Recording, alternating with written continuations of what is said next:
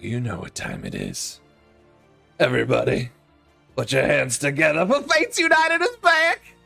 What is good, my friends? Hearts, claps, emotes, cheers go all out to you. Thank you, everybody. We are back. Finally. Thank you so much for being understanding of the little reprieve. I've taken a 2-week break from Fates United. Just a lot of stuff going on in my personal life, so thank you all for being understanding of that. Being patient with a new apartment that, look how cool my setup is that I've totally worked on so far. Just imagine stuff up there for now. Yeah, it's great. It's great. A new job. So it's not like I've slept at all in a week or anything. So it's great. It's fantastic. No, I'm just kidding. And then just a little some family stuff. So if you could all send some positive vibes and prayers to my grandfather. He is battling cancer right now, and just trying to help out with the family there. And Amara, thank you so much for hitting us with a 5 subs. You're crazy. And Lit and Mark, thank you so much for your continued streaming. You guys are absolutely legends. The best. This is why we love doing this. We love D&D. We love our community. We love you. And I've been looking forward to getting back to streaming just for weeks now. So thank you so much. That being said, let's just go ahead and get right into it. If you are new to the channel, hello, my name is Michael. I am Bardicdice. I'm going to be your DM for tonight for our homebrew Fates United game. If you have not followed any of our socials, feel free to follow our... I can spell socials. Sleep. So cows. Hey, follow our socials so you know when we're gonna be live, if we have some fun stuff, announcements, things like that. Except for the fact that I did absolutely no social today because, you know, naps. That's important. If you want any stickers of what we do, we have merch, which is absolutely insane. You can check out our merch store for super fun stuff. We support the artists that help us do the amazing art, like Pip and D, so you can go check out their stuff there. All the proceeds help go to them as well, and also pay for super fun secret projects that maybe you'll see later down the road. Wink. Yeah.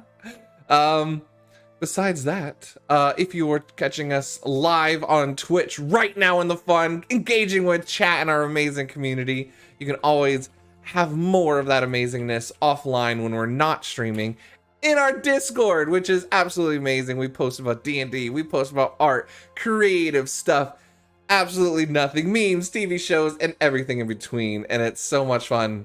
And we have a pyro club. If you know, you know. We do. Just saying. So, lovelies. Oh, and we also upload our videos on YouTube as well. Mostly getting there. Have not even touched it since I've been moving, but we will go ahead and get the last 4 episodes up that are missing. So you can catch up on old episodes there and see what other streams that are going on in the community in our Discord, because trust me, there's something going on every single day. It's like a channel. Forget ESPN. Forget ABC. Forget HGTV. You can watch our community. We got art streams. We got D&D streams. We got, you know, like Isle of Monsters. We got Beacon's Aura. There's so much stuff. We got art streams with D and Pip. I mean, there's just so much. There's just so much. So check it out. Feel free to come into our community. And that being said, we'll go ahead and jump into our player intros. So introduce yourself if you got anything going on and what character you're playing for tonight. I forgot how to do intros. It's been a while. But starting up at the top, as always. Yeah, I'm Deely. I play Makai. I've been doing an art stream for almost a month now, and that's been really fun. And now it's on Tuesdays and Wednesdays at 1 p.m. PST, and it's super fun. So I've been having a lot of fun with that, and I'd really like to get the Twitch affiliate so I can do emotes and redeem rewards like feeding my dog treats and some other kind of stuff. And hydrate, because I don't drink unless you guys tell me to. So, sure. You know. Anyways, yeah. Well, good to be back. We'll dive dehydration if you don't support her on Twitch. Please. So Please. no pressure. But like, we need to get this by tomorrow because she's already starting to feel dizzy. Oh no, we're good. This channel has hydrate on it, so we're good. Oh, okay. Yeah. Hold you off a little bit. Yeah. I love it. That's it. And switching it up tonight, going down to the bottom right. Mark, what are you going with your intro? Wow. Yeah. Yeah, you won the duel, so he gets to go now. What? It should be the opposite. I just beat Lithos. Does that mean that? Yeah, go ahead and do your intro, actually. Great, But, thanks. Yeah, I don't know. I'm feeling rusty. It's been so long since I've done a character intro. I wanted to shake it up. Hi, I'm Mark. I play Zachary, a sorcerer, and Bard now. And yeah, it's gonna be interesting. He's a sulky teenager. It's great. Many salts You can will happen tonight. Come Yeah. hang out with us too at Marky Gaming. We'd love to have you. Love to see you. Watch me do some D&D or Wind Waker there.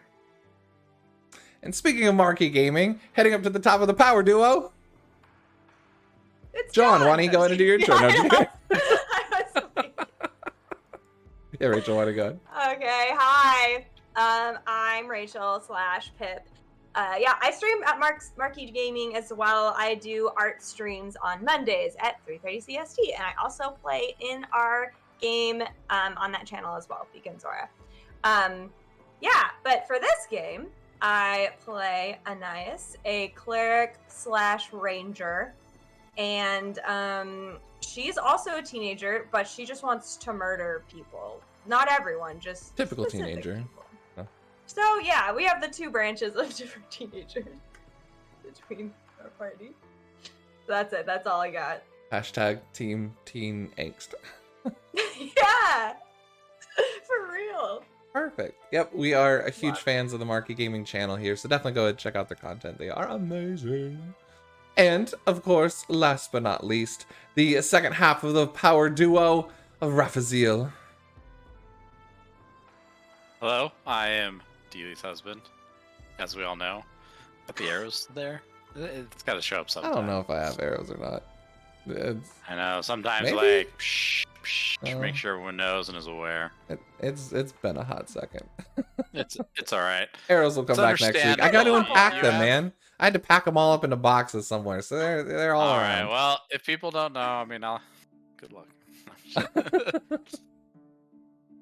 No, it's, I play Kahurangi, and I am a fighter, and I just leveled up, and I'm more fighter, so I fight stuff with more fighteriness, because fighter. But it should be fun. Excited to be back, though. Had a fun Lake Pal experience last week.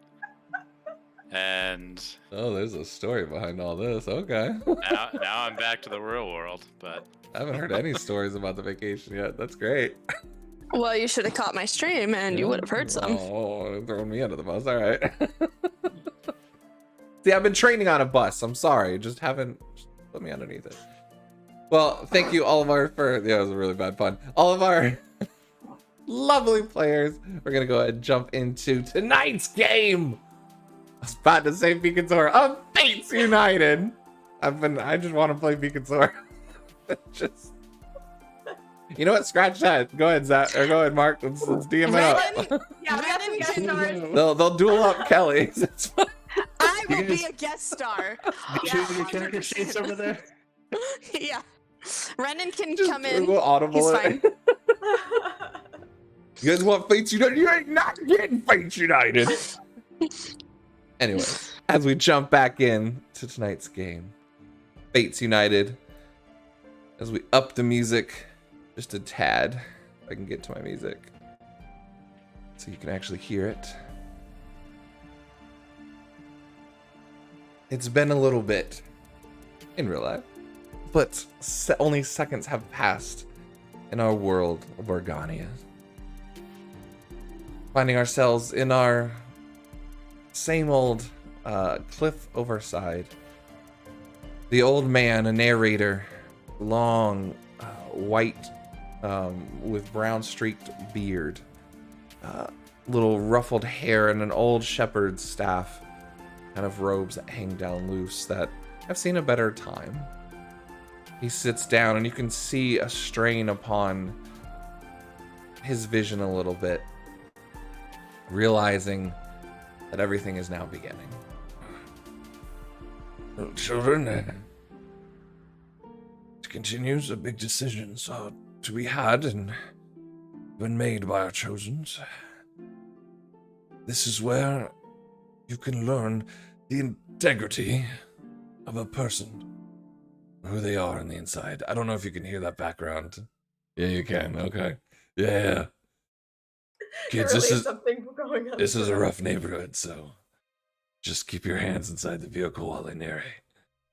It's okay. Don't need to lock the doors. You're fine. So, prestidigitation. He puts out the fire. Firefighters are sent home. No, I'm sorry. My apartment is literally right across the street from a fire station. And the back road on the back side of my apartment where my window now is the road where the firefighters leave out. So it's like, this is gonna be fun. Anyways, jumping back.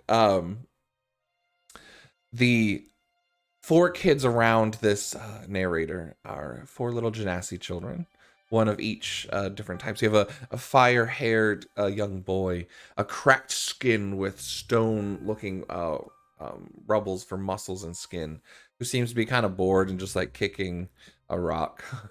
Who's not really listening. But the other 2 who are a little girl with floating hair like in the wind, and another one with blue skin, and it looks like she's underwater, are rapt with attention.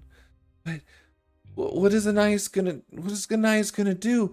I mean, tell us. I haven't heard this story. And we're like, I mean, he's told us like 3 times already. No, I didn't. I wasn't paying attention to this part. And they're just wrapped into attention now, and you just see him. Well, we'll find out, but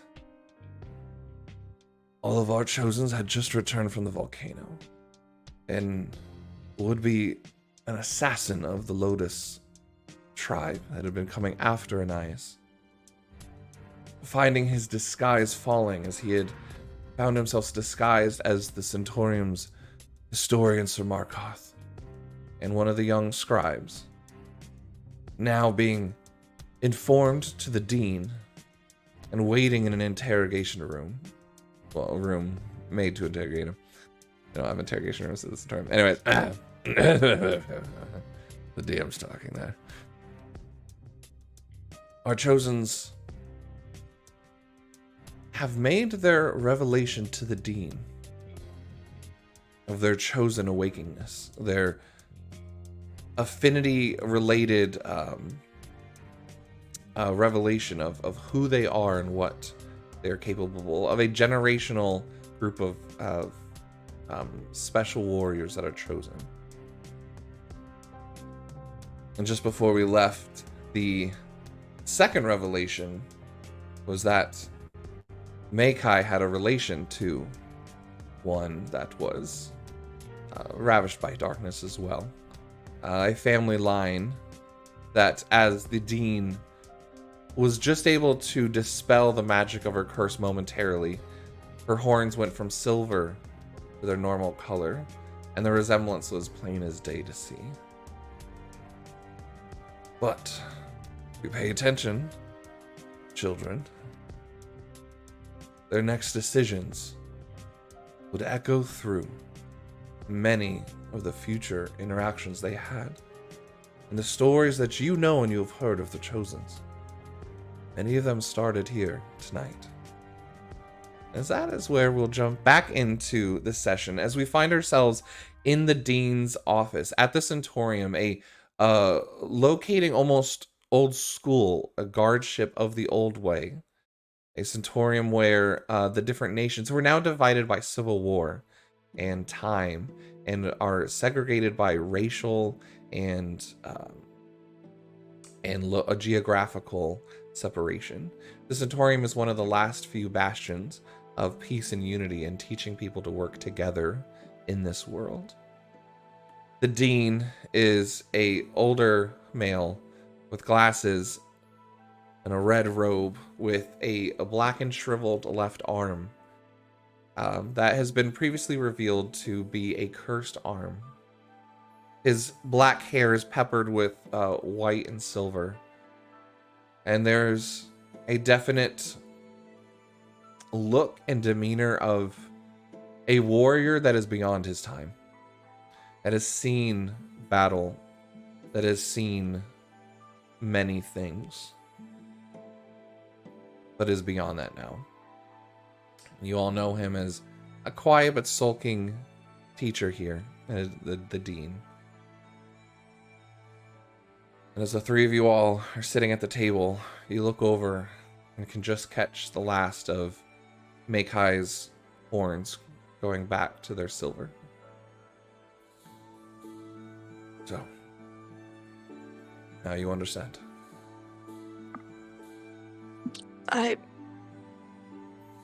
Yeah. I'll try to find out. I'm really curious about where she is in my family line. I mean, it couldn't be that far away. You're not that old, right? I appreciate that. I'll be honest, I've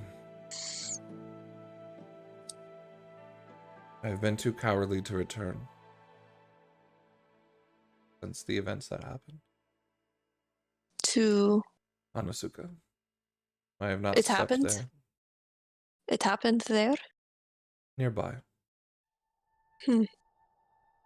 There's the mountain to the east between the country lines of Hanasuka, Uzuaga. And Kaku, you recognize that to be a very ritualistic site for the Goliaths. One that is a long trek, but it's seen as neutral ground. A lot of times that's where peace treaties have been made. Also where former allies have broken down into war. But it's a very holy site to the Goliath. Meikai, you know of it. It's considered an old temple or ruin. Not quite sure. It's not really spoken about too much, but you know of it as kind of like a bastion of an older civilization that kind of is sprinkled out throughout the more modern day, kind of like that Japanese culture that's kind of taken up since then. Mm-hmm. You just kind of see the dean kind of losing his words at this point and just awkwardly kind of just nods and turns around to kind of walk back to the desk. But so, any other questions from me before we go question this would-be assassin? You have all made it quite clear it will just be an ice, is that right? Mm-hmm. I don't think I have any other questions. He looks over to the other three, Kahu and Zach. You want us there, nice.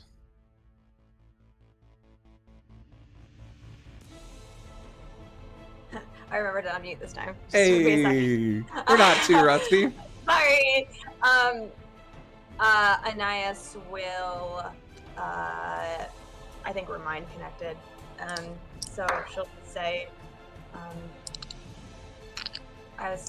if we want to make sure that,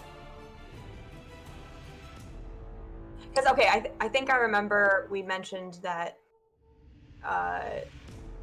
we didn't want to tell, or I would only tell the queen about being chosen or something. So like a test run, right? Yeah, I'm just making sure we all remember that, because I wanted to make sure we even said that. It's been a while. Yeah, so I'll just say I think I'm alright. Maybe the more distant you guys are from me, the better. Until we know it's safe. Mm-hmm. Be careful. Thank you for your help. If you do need anything, just ask. Okay. She signs to them. Alright, you are all dismissed. If any of you still have any injuries that are lingering, please go see Lady Nexus before. And for now, there will be prying eyes and questions. Keep the information to a minimum until everything has been handled and settled, if you please. I'm sure the other representatives are curious of what's going on. As you remember, the whole Centaurium is now kind of on a lockdown, with all the representatives kind of ushered back into their own rooms, as the Inquisitors and the Dean were running their investigation to ensure that there weren't any other potential people that are disguised or Just making sure the place is secure. All right, so what do the three of you do? Us besides Anais, or I think I'll just get up and excuse myself and just kind of slowly wander back to my room because it's late, right? Or is it early morning? Oh, it's early morning, it's early isn't morning, it? Yeah. It's morning, Yeah. but you and I have been so long. I'm gonna go Wake sleep. up. Yeah, thank you for reminding me of that because We're I was sitting here. exhausted. Yeah. All right, so I'm you're heading going back sleep. to the rooms. Yeah, I'm gonna find that dog and then take it back with me and go to sleep. Because I'm a responsible dog owner now. Fair enough. You've been an I'm gonna irresponsible go. dog owner up to now. No, I'm just kidding. Hey, gotta start somewhere. There's no time like the present. Kaho, where are you intended on heading? I'm gonna go look for Ergon. Ergon? Yep. You would assume he's probably ushered in the student halls. At least that's what would be common knowledge, at least at this point. Oh, right. Zach? He will start off by going to the temple. Okay. So when you all three kind of reach the stairs, there is Lady Amaya, sorry, the Elvish Inquisitor who's standing there. I'll walk with you. And you kind of sense there's a little bit of a secure presence on the grounds currently, making sure that no one, especially the representatives, are off on their own. But unless you have anything to say to her, she just walks quietly as you all go, and letting kind of like, because the temple and the halls are in eyesight of each other, she kind of lets the two of you all go, and you can see Iscarius standing there, kind of at the entrance to the student halls, as like a staff there, and then Lady Nexus is in the temple as Amaria kind of opens the door and just kind of nods at you as you walk into the temple. Meikai, give me a perception check with disadvantage because of your exhaustion. Oh, right.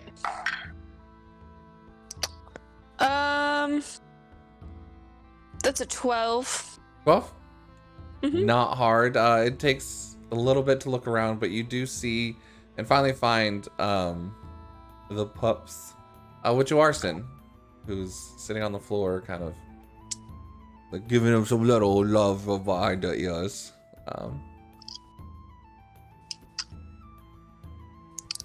Are you taking him from Arson?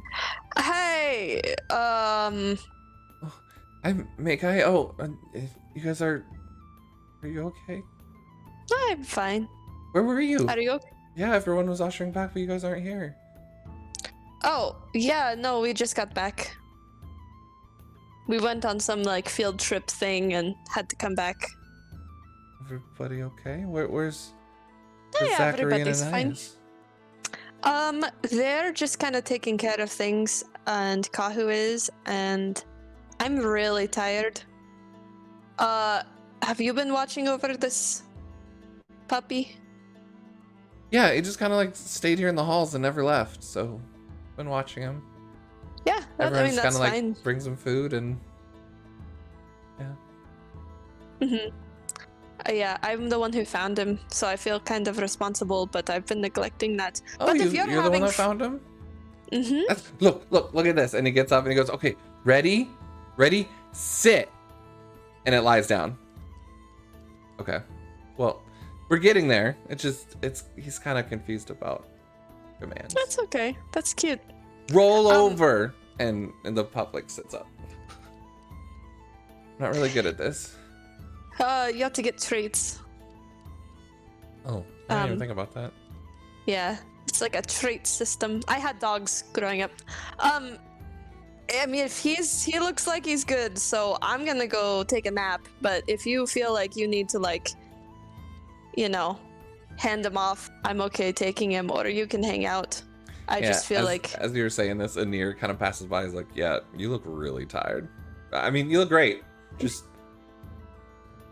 dang it." And then just continues walking, realizing that he's kind of like digging himself deeper. I'm just gonna go pass out. Maybe right here. Kahu, as you're kind of walking in behind and seeing Meikai, you know, talking to Jarston, you can see Sir Kar on the second floor, eyeing and listening to this conversation. The representatives are all over. You can see Carlos in the corner talking to the queen and giving some sort of joke. You know. I'm gonna try to usher Meikai along to sleep. Jarston goes, "Well, you can cuddle with him then." Oh, okay. He got bigger. Roll me animal handling at disadvantage. Oh, snap. That was a 20 and an 18. 18, 19, 20. 21! Nice. You were just about to grab him, and you noticed right before he peed on you that you turned him to the side. And Kahu, give me a dexterity saving throw. Oh, no. Spray. Some collateral spray going on. 9. Can I aim that at Sakar? There's unfortunately, you jumped out of the way after it hit you, but there's a good little streamline on one of the road. One I'm so on my bare chest. Yeah. If that's what you're wearing, yep. So sorry. I didn't want to assume you weren't wearing anything, but Have a wash basin in my room. Okay, what? I'm gonna go sleep. Okay. Yes, you should. Good night. You now hear just this booming. That was amazing, buddy. And Ergon is just sitting there just snacking on some pretzels that he's got there and just kind of. You better save some of those for me. After you wash up, don't be touching this. Don't give dogs pretzels. You're sleeping with. Go to bed. Did I ever say I was walking and handing listening. the pretzels to the dog? They're for me. Go to bed. What I'm saying. And there's just like this good little I can't say the word. Camaraderie. Commodity. Karate. Yeah. The carotid commodity. No, but just everyone seems a little jovial, but you do notice their car is quiet. Sasha is there by the doors quiet. And you can but what's your both passive insights? Passive insight? Passive insights, because you're not actively quite looking right now. Well, what do we add? 14. Or what do we do? It should be on D&D Beyond on the left side. It should have 3 things: passive perception, insight, and There's 10 plus your Oh, investigation. 15. nice. Okay, yeah, both of them are good enough. You can see that Colas is talking to the queen about, right here, just saying, I just wanted to go out fishing. Not sure why, this all happening. But the queen is just kind of nodding, but she is also very intently eyeing you guys that are back. He seems to be aware that something's up. I'm just gonna go in my room and shut it and shut all the curtains and then go to sleep. Yeah, you can just see her eyes follow you as you're heading to bed. Kind of the 4 that have been missing at the beginning of this lockdown. So, all right, we're gonna start a little round robin a little bit. And last but not least, Zachary, you walk into the temple. What do you end up doing? Lady Nexus is there, and she just kind of nods. She doesn't say anything yet. She's in the back, kind of tending to things and setting up candles and preoccupied. Yeah, I'll go up towards the front where the 3 bodies are and just kind of quietly start like paying respects and then say that I'm sorry that I didn't protect them. There's 3 bodies that are laid in front of the ancient one, the large kind of bowl with the flame that's always lit. And they are there covered very respectfully. And there's 3 candles, one in front of each one. kind of take time to say what you need, and I need you to give me a charisma check.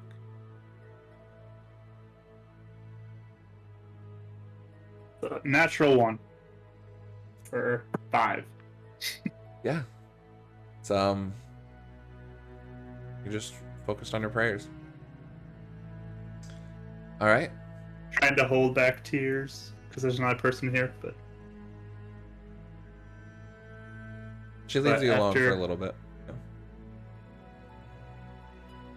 All when right. she leaves, I want to sneak out. Okay. We'll come back to that. But for now, you are giving your respects and kind of waiting for a moment, maybe.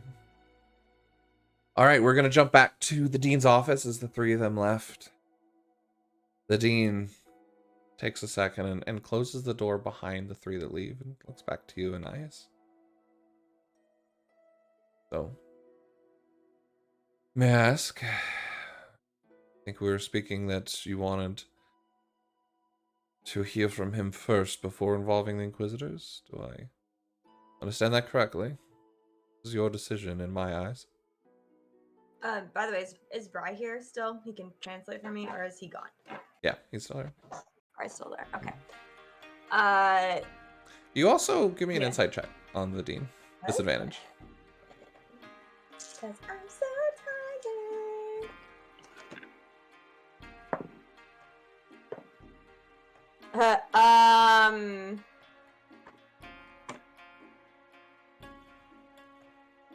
9. 9. Mhm. Okay. Really glad that Brycaris is here to translate. You do notice he doesn't seem to look over at Brycarius as much as quite needed than some people, but Okay. I will say that kind of while the whole thing with Makai was going on and like there was kind of that other discussion, I think Anais was just like not even looking at it, like not even paying attention. She just looked to be like really like deep in thought, her head just somewhere else. And then she just kind of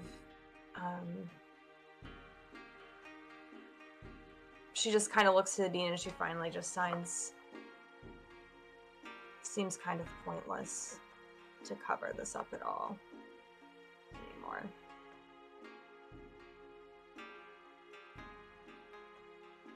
not my decision.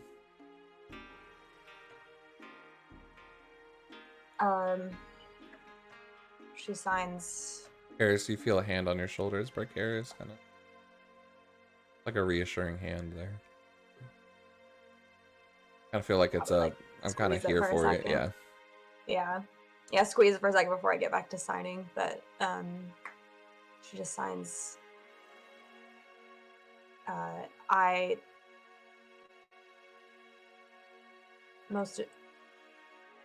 The only person I have left right now is Bry, but all of them have people that could be hurt. Family. So maybe it's better that I test the waters, especially with the queen.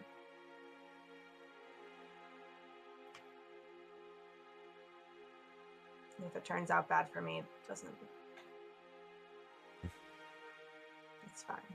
I still find it interesting to this day that it seems as if memory connections seem to fade after one is a chosen, not during. The king was also very concerned about those that he knew, what being a chosen would mean.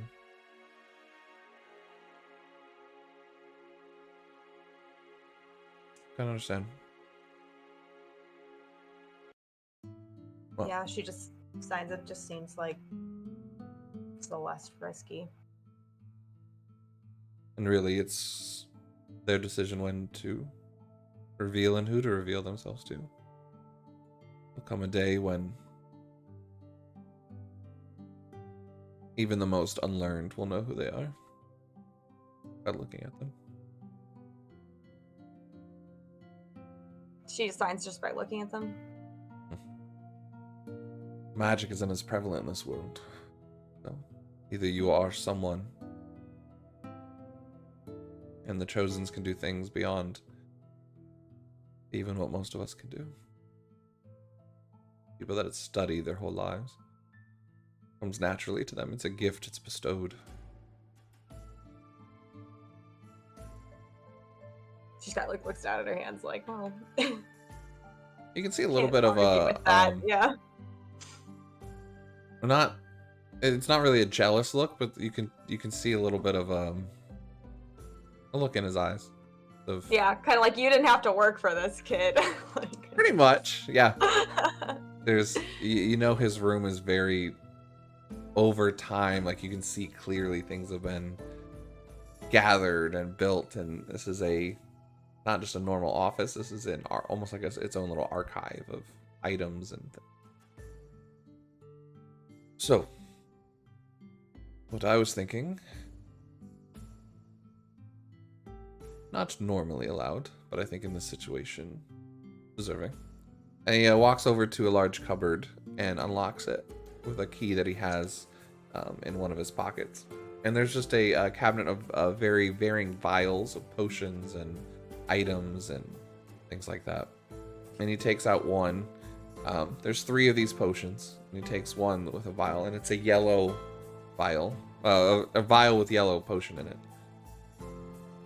Yeah, close it again. He goes, this is a type of poison, but low level damage wise, and more of a truth serum. The most. He will open up and reveal things, and you won't have to be worrying about if he's lying. If he's lying, he will tell you.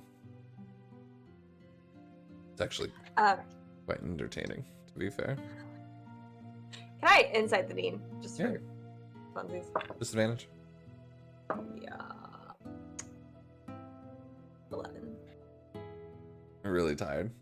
You go on for a second as he's taking this out, but there's nothing. Nothing comes across as nefarious. Though he isn't. Not all people seem to be a little excited to use a true serum, but there's Okay. a small sparkle that appears in an eye, and be like, that's weird, but okay. Okay. You know, it's like a police interrogator be like, oh, let's do this, like what? Let's get the bad guy. Okay. Rakesh will be in the room as a witness. Kind of just looks over to you and asks, "Do you want me to be?" Yeah, she nods. I mean, she signs if you want to be. Sure. Yeah. And I'll interpret for you if you have any questions. Right. Who else? Do you want the Inquisitors in there?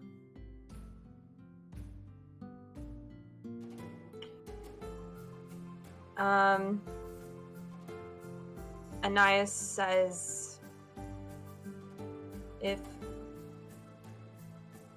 we don't know who to trust yet, do you think it'd be better not to? And just tell the queen? It's completely up to you. I think that for never impossible to fully know, you could trust anybody. There could be something revealed here that's Bri takes the wrong way, or could ripple out and make a difference 2 years from now. Impossible to tell. You need to follow your instinct, Nias.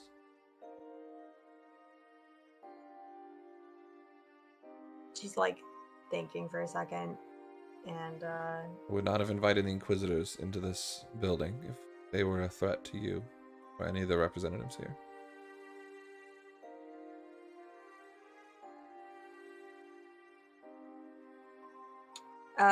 she just signs I guess I'm just thinking more about who's wise to say, or who's wise to tell it to right now, and not. And did you wish to have the Maybe- queen in the interrogation first or later? And I could tell her now. Might as well get it over with. Goes to the door and Red carries. Sorry, Brian. You could get Lady. I'd say Anais. Plot twist. Wow. Same name. Brain. Seriously? I don't remember her name either. Honestly, I'll have just known her as Queen. Alana. Alana, thank you. Oh, good job. I'm trying to think of her last name now. Tanis, right? Oh, yeah, Taurus. Taurus? Taurus, thank you. Yeah. It's like I know Tanis isn't right. Thank you. Yeah. Go get young Taurus, please. Just kind of like nods and heads off. All right. So are you waiting there to talk to her in the dean's office? Mhm. Okay. All right, we'll stick with this for now. Red Harris comes back with Lady Nice. Meikai, you are gone to the world at this point. Straight up snores are happening. Kahu, before, as like you're washing up and before you talk to Ergon, you do notice Lady Queen Anais. Alana. I am so tired. Queen? She's queen now. I took over. Spoilers, in like 5 man. I was minutes, holding you that guys. for so long. Okay. Wow. Gosh. There we go. Campaign over. Sorry, guys. We did it. Great. But you do see Alana head out with the right carries. Zachary, go ahead and give me a perception check. I will guidance myself if I'm looking out for people. Sure. Okay.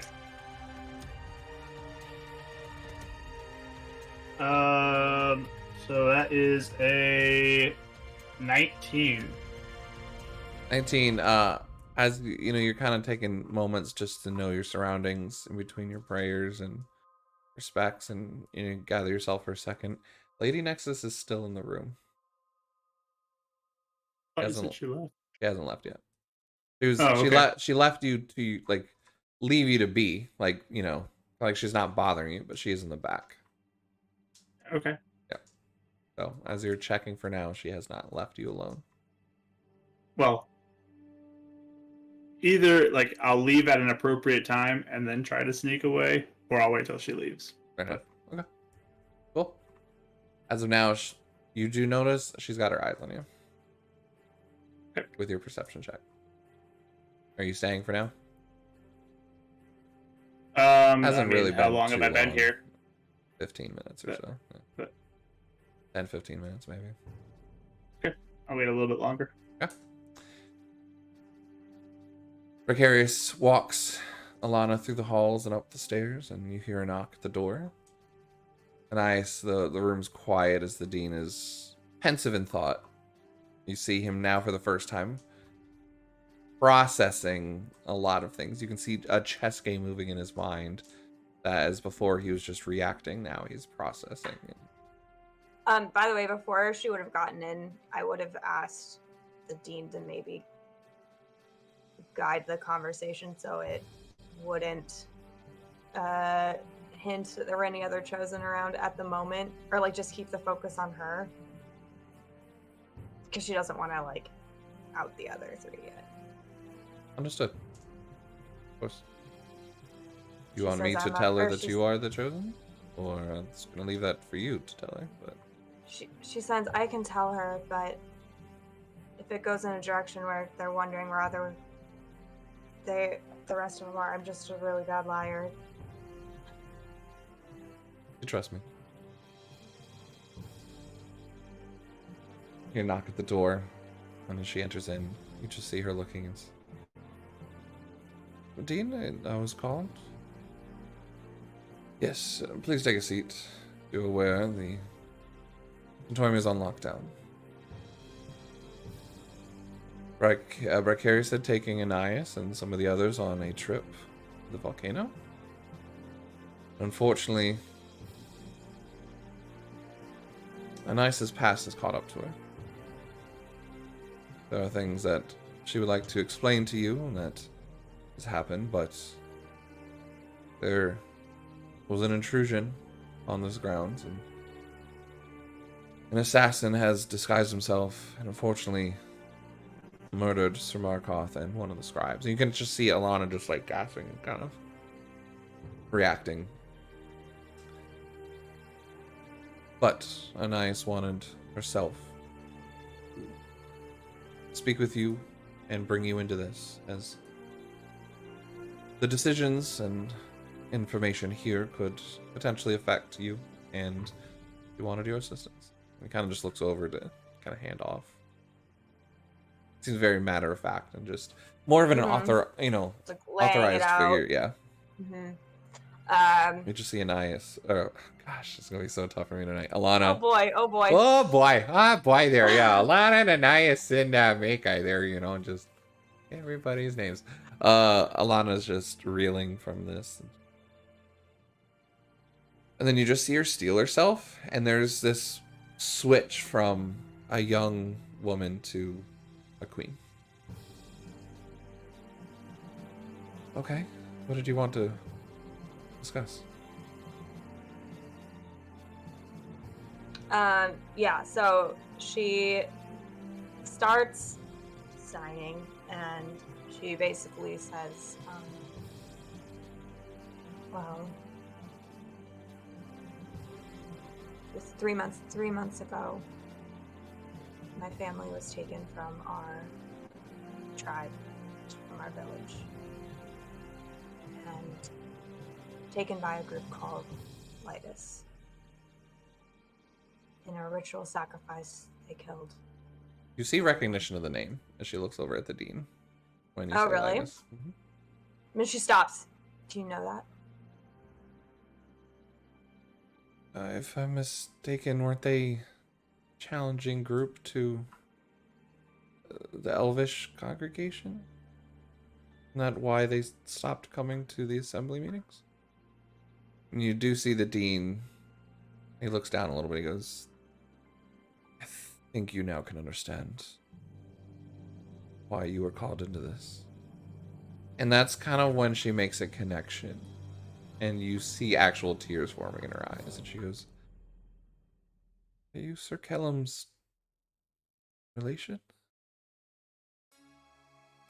She looks almost confused, like, wait, I don't know. But she does sign up. You remember your dad was an ambassador for the elves to New Organia. Okay. Yeah, okay. And honestly, though, she still would be a little confused at the moment, just because she has not made a lot of connections. Of course. I mean, yeah, they're forming. So, yeah, but that helps now. Yeah, thank you. And it's but different. yeah, It's different to know it and have it be in reality. Like, you've spent time with this woman that you've just never thought that your dad had maybe came across before. Yeah. So she just signs, still looking a little probably tired and like more just focused right now, but she signs on his daughter. His daughter? I thought his whole family was killed. You survived? She nods. She goes to reach out for your hand if you guys are both sitting there. Would you let her take it? Yeah, I'd let her take it. Kind of just, it's like a comforting, just a hand on your... I'm so sorry, I didn't know. I can understand, I guess, why you wouldn't want anyone to know. So are you not related to Bardicdice then? And she signs, he found me out in the waste and he took me in, and we thought it would be best not to say, because they want to complete it. They want to complete the sacrifice.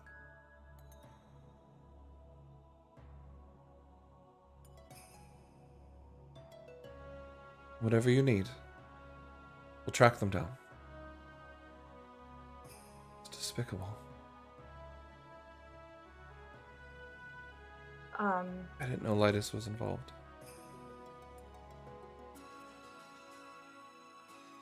she signs. I'm still not quite sure of how it all is working right now. But you knew him well? In passing, he was very nice. Kind, not like many of the other politicians that show up. He dealt with the steward, as I was too young at the time, but he always encouraged me and knew that eventually I'd take over, and he wasn't condescending like the other.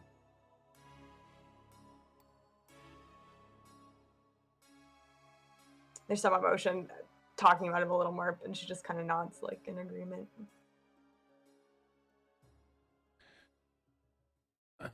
And again, you see her steeling herself and gathering herself. It's almost like instinct to put up this wall again. And so is there evidence of Lytus's involvement that can be presented? She signs, well, we have an assassin that tried to infiltrate. He was there. He's of Lytus.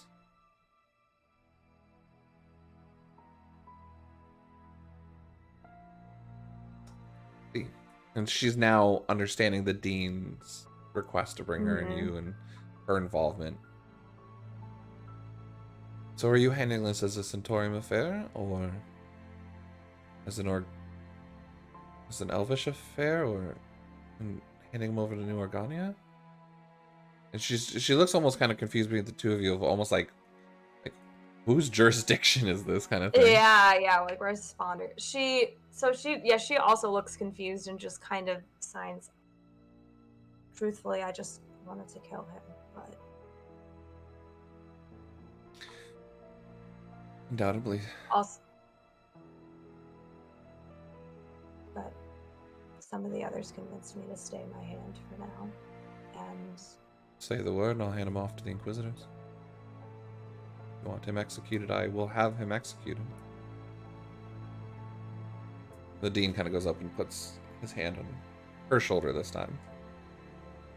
There's more delicate things at play here than simple murder.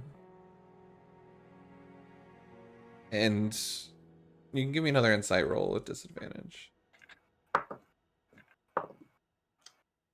rolling for fire. 7 and a 1. Nice. Yeah, can't quite pick up on very much how you and Bricarius have that connection of unspoken words. Sometimes there's some sort of communicated unspoken in that gesture, but you just can't pick up on kind of what it is. Yeah.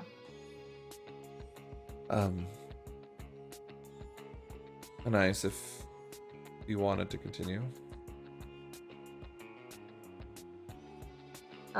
You see that his hand does not leave her shoulder for this one. Okay. Yeah, so she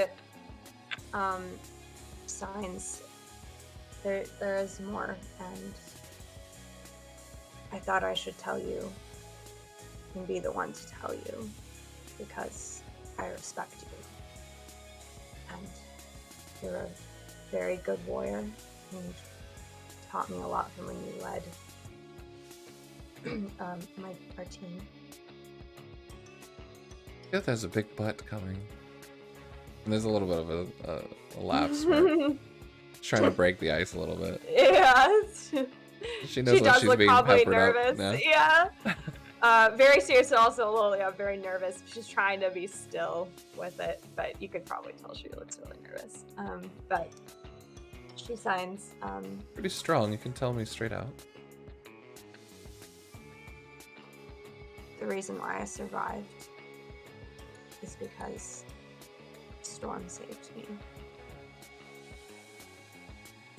And There's she not kept me alive. quite much understanding with that first. Yeah, that's right. Okay. It's fine. All right, okay.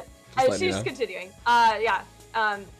And she says, over the course of my time here, it became clear to me that it wasn't just a storm, but it was Loka that saved me. You blessed by the affinities. That's good. There's a little bit of wondering what this means. Possibly waiting for you to say it. Yeah. So yeah, so she She's just looking signs. between Vicarious and Dean Yeah. for their, trying to figure out who knows what. And yeah. Yeah. So yeah, she just signs. I am his chosen. You need to give me 2 rolls. I need a persuasion. Oh I will roll it straight, no. Okay. but I need insight at disadvantage afterwards. Sure.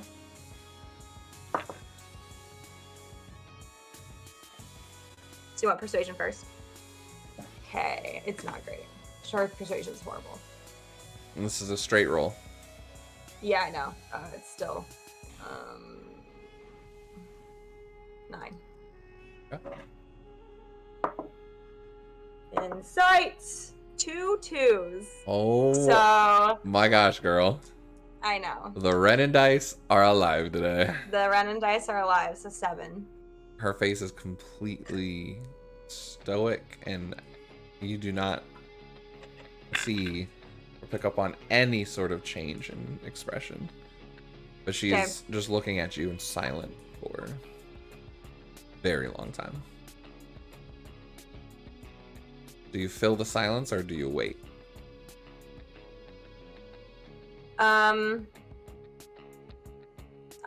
I guess I'd wait maybe like a few seconds. If it's still quiet, then I'd say something. So is she still It's a good processing? 15-20 seconds of silence Okay, that she would I give would- you. So yeah, probably a little. It'd be a few very seconds. uncomfortable silence, yeah. Mhm. Yeah, she might just sign. I don't know what your feelings are, but people might be in danger if I keep this to myself. And I thought it would be better to tell you. You see her take a deep breath, and again, that stealing of herself returns. Even though you didn't pick up on much of a change, there is a regality that forms. Thank you for telling me. I understand why you feel this is relevant. She signs, I'm sorry if you hate me now.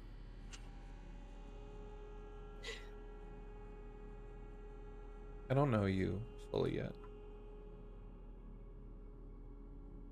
but I'm sure you are aware of my family's history with the Chosen. She just nods. I just don't have many good interactions. She signs, did you know them? Yourself? I knew my father. I knew of the others.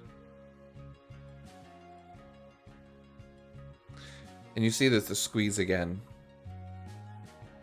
I couldn't tell you more if I wanted to.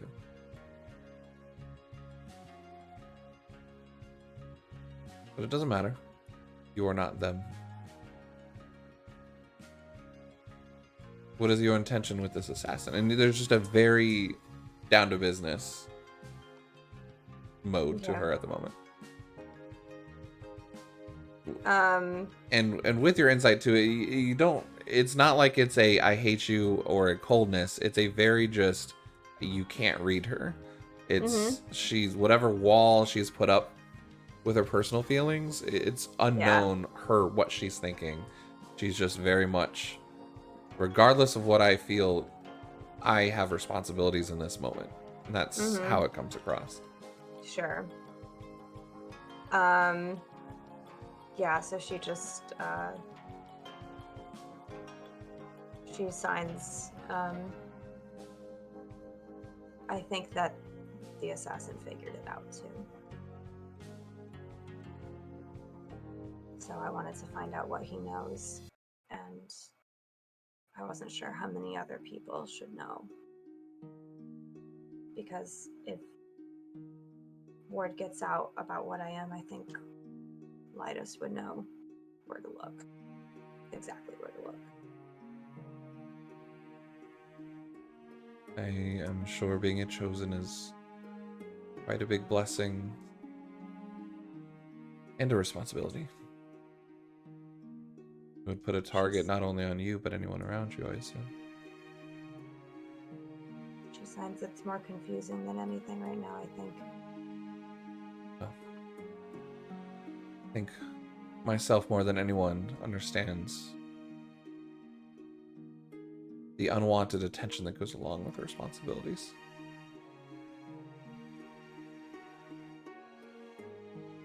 I understand. That's true.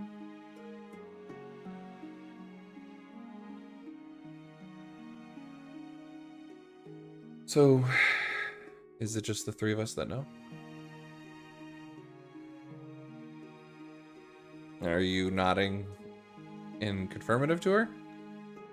Or are you letting others answer for you? She... I just saw you nodding. I'm just clarifying, is this Anais nodding to her at the moment? Or are you letting others reassure her in the moment? I mean, I have asked them, and I am hoping they will step in when they need to. So. Okay. The dean goes, we are the only three that understand the gravity of this situation. And we want to hear what the assassin knows and want you in the room. My fear is bringing unwanted Inquisitor attention to the school. If Anais chooses not to want to let the Inquisitors reveal herself as a chosen to them. And there's a little confusion on Alana's face. Do you not find them trustworthy? Nice says, I just am not sure who to trust. I mean, this assassin that we just captured was impersonating 3 people. There's people on the inside of everything.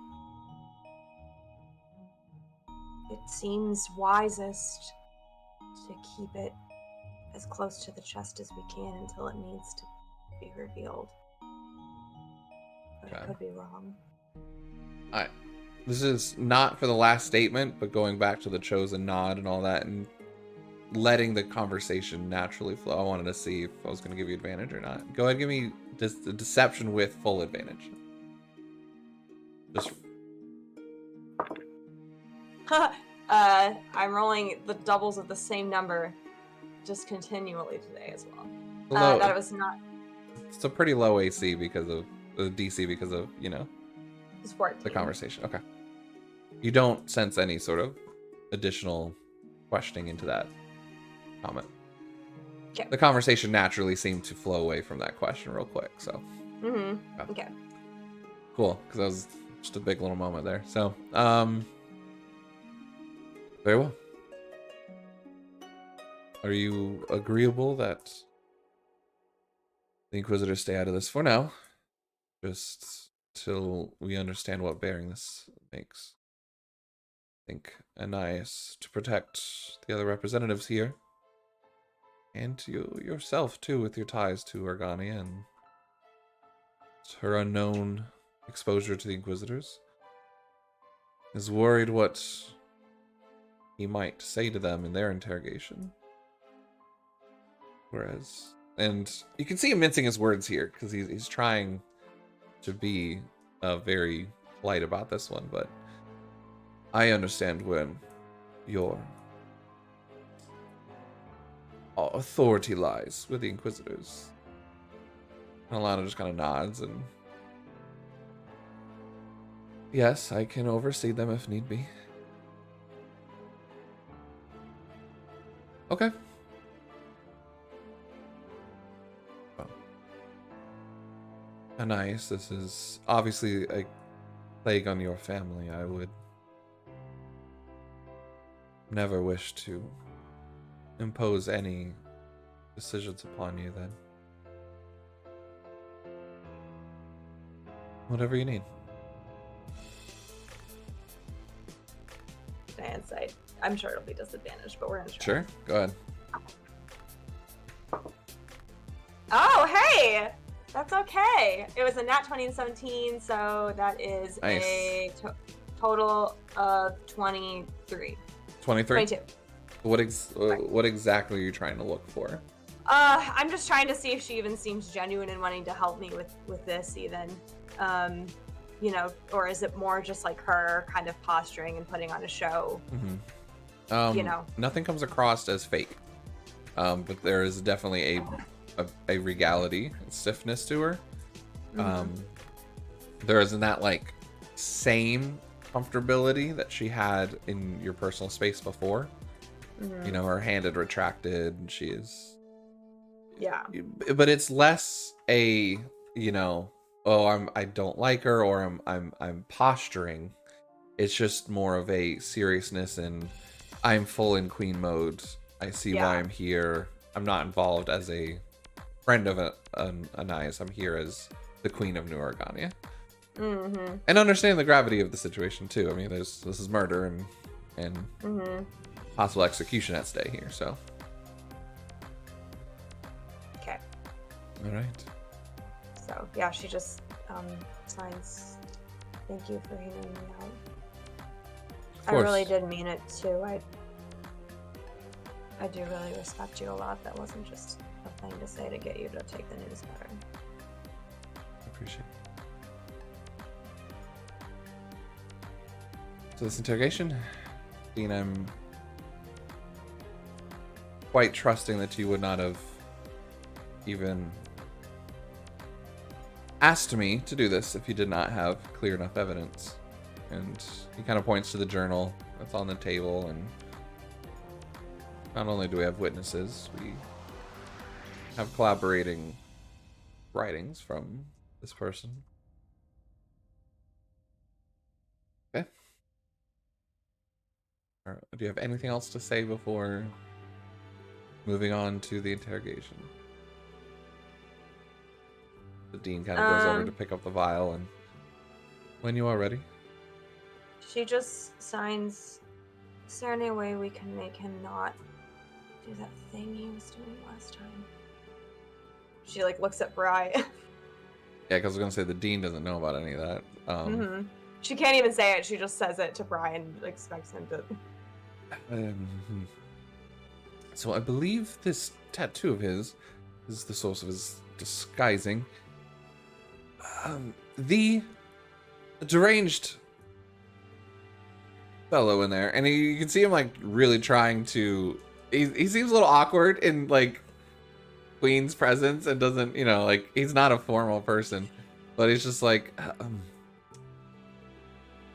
seems to use that as a form of getting under her head. And the dean just, okay,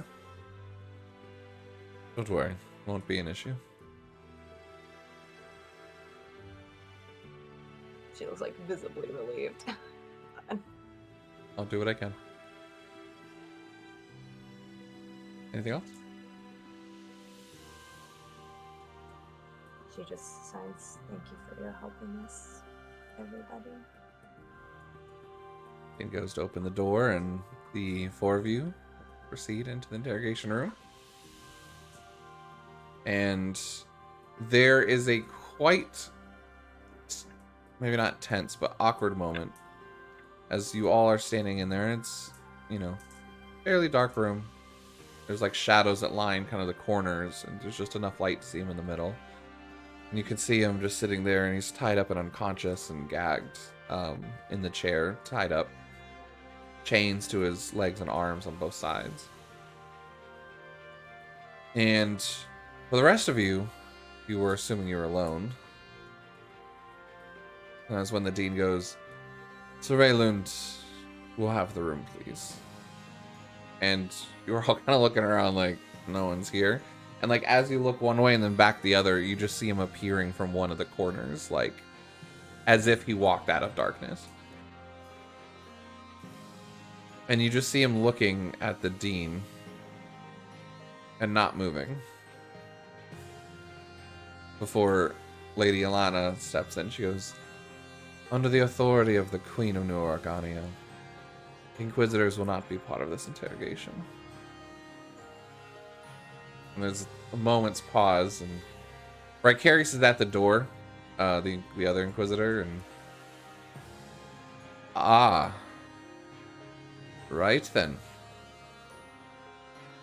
That's not going to be great for the report. And just kind of nods at Rayloon, like, whatever, like, you can tell Ricarius is not going to be excited about telling Varys about this. Sure. It's your house. And he just kind of gives a look at the dean. And Rayloon, who has the purple dragon and very pale skin, just looks at all of you, and with not even a grin, or just, it's a very, even a, if nods could be monotone, it's the most monotone nod and walk out that you probably have ever seen. But you hear the door close and the lock clicks. And that's where we'll switch back over and jump Popcorn over to Kahu to finish up bathing and all that. Give me just a quick D20 roll. 16. 16? Okay. As no you modifiers, right? Yeah, no, just straight. As you were walking out, Carlos is just standing right in front of you. Well, that's shiny then. And he just kind of like gives you just a little slap on a peck and then walks past you. Thank you. What? No, just blinded me for a second there. Sorry. I rolled to see who would be out the door, so. Okay. But yeah, you are free. Ergon is down underneath, kind of in that like common area. Just he's by himself at the moment. You see Anir and Sirkar over in the corner chatting a little bit, and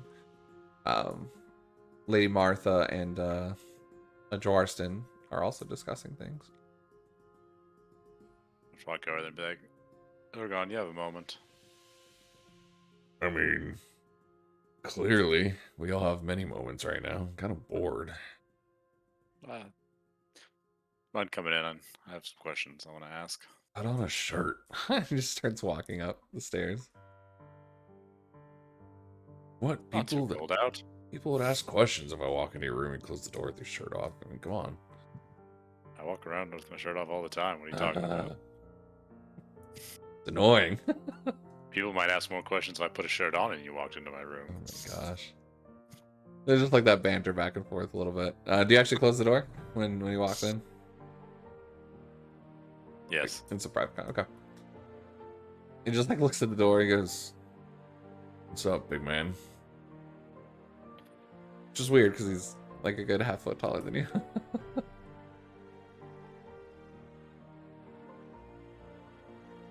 Is there a way to have better control over going in and out of the dream walking state? Oh, we're getting right to it. All right. What happened to you? Moving a little further, we can talk. I'm gonna move in and kind of sit cross-legged. You just kind of see him thinking for a bit. He kind of sits at the edge of your bed.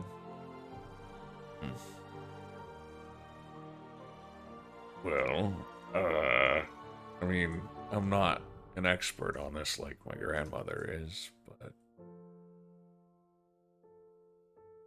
Well, neither am I. I mean, and he like throws to you the pouch on his hip. He goes, I mean, obviously, these herbs definitely help get the untrained. I know the herbs work for sure. I don't know if we want to be Yeah, it learning puts you those. out for a little bit. Yeah, for sure. Well, I got the munchies right now. You kind of see a little bit of There's some bloodshot eyes going on at the moment. He's very natural himself. Just mocking yourself recently. It's, I mean, hey, we're just enjoying ourselves on the weekend, right? Gotta be one with nature. That's another thing is I feel being in these walls, I doesn't feel like it's the right spot for this. And you see a flash of his eyes for a second. And they've gone clouded over. Yeah. Yeah, it's been weird. I've been watching everything happen. Ever since they locked us down. Seems like we're still on lockdown. You get the feeling like he might be looking through the eyes of his eagle, kind of over the grounds. This is pretty serious, Gao. Yes. Some Figured stuff as much. happened on the trip, but it has been asked that we leave it to those in charge for now to decide what next steps to take.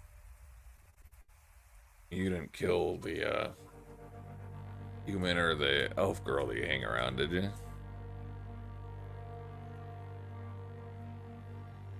I haven't killed anybody who hasn't tried to kill me first. It's good to know. So why all these questions about the spirit world?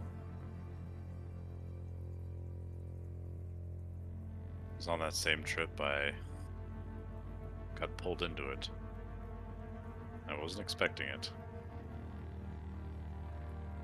Are you meditating or dreaming? We were in some ruins, and I got pulled into some kind of artifact or something. I'm not quite sure. Like, pulled in as in, like, handcuffs or something? You just seem like not quite grasping the idea of what you told him. I honestly don't know when I went to the spirit world. I mean, what happened to my body? You were there. You're saying your spirit went into an artifact that brought you to the spirit world. It felt very familiar.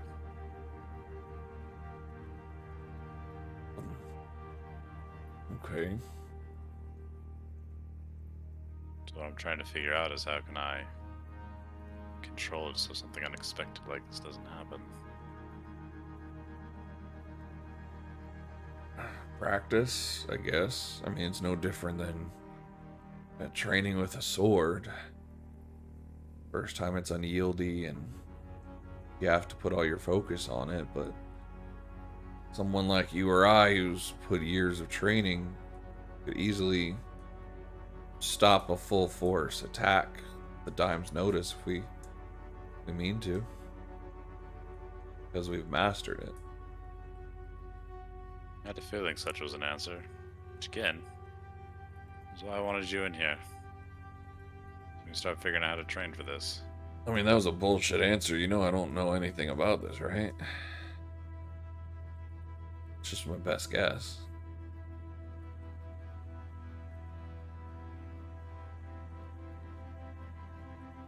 But I can help you try and figure it out. I would appreciate it. My grandmother always said, especially those that struggled attempting this, many of those who just failed outright being ever able to even do it for a first time. Sometimes the affinities show us things when we're ready for us to see them. There are times you can steer it in a direction, but Well, that's the exact thing is what I need, is I need to be able to steer. I have something I need to search for there.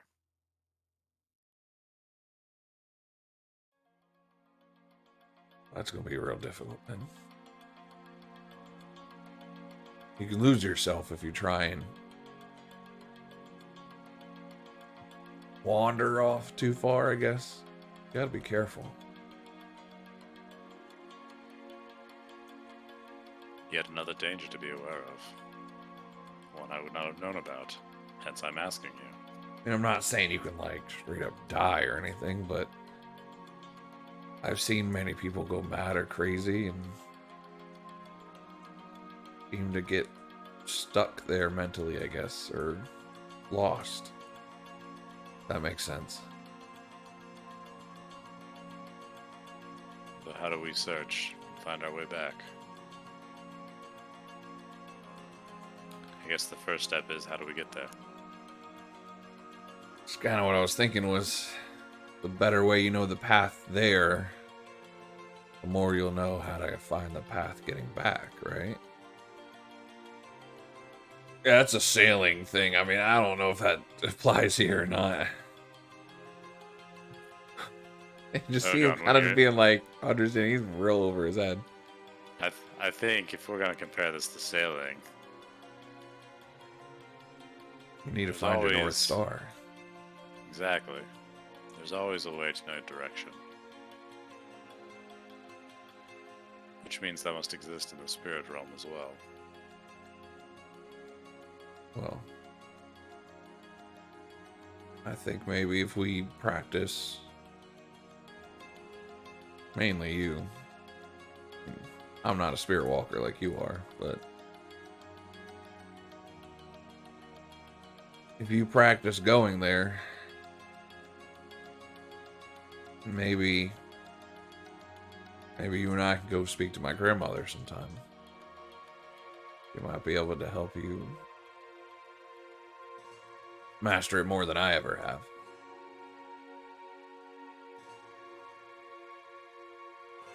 I think it would be good to go there. For now, I think a good start might be, obviously you have some way that you connect to the eagle. Perhaps something not too different would connect me to the spirits. Yeah, it's a little different. Yeah, we could try. Well, you want to try now, or? There's no time like the present to practice. I'll be right back. I'm gonna need more pouch. He's gonna get up and walk to his room. But yeah, he'll go ahead and kind of set up 2 bowls and light the incense if that's what you want to do. Go to give, if that's the case, go give me a Constitution save throw.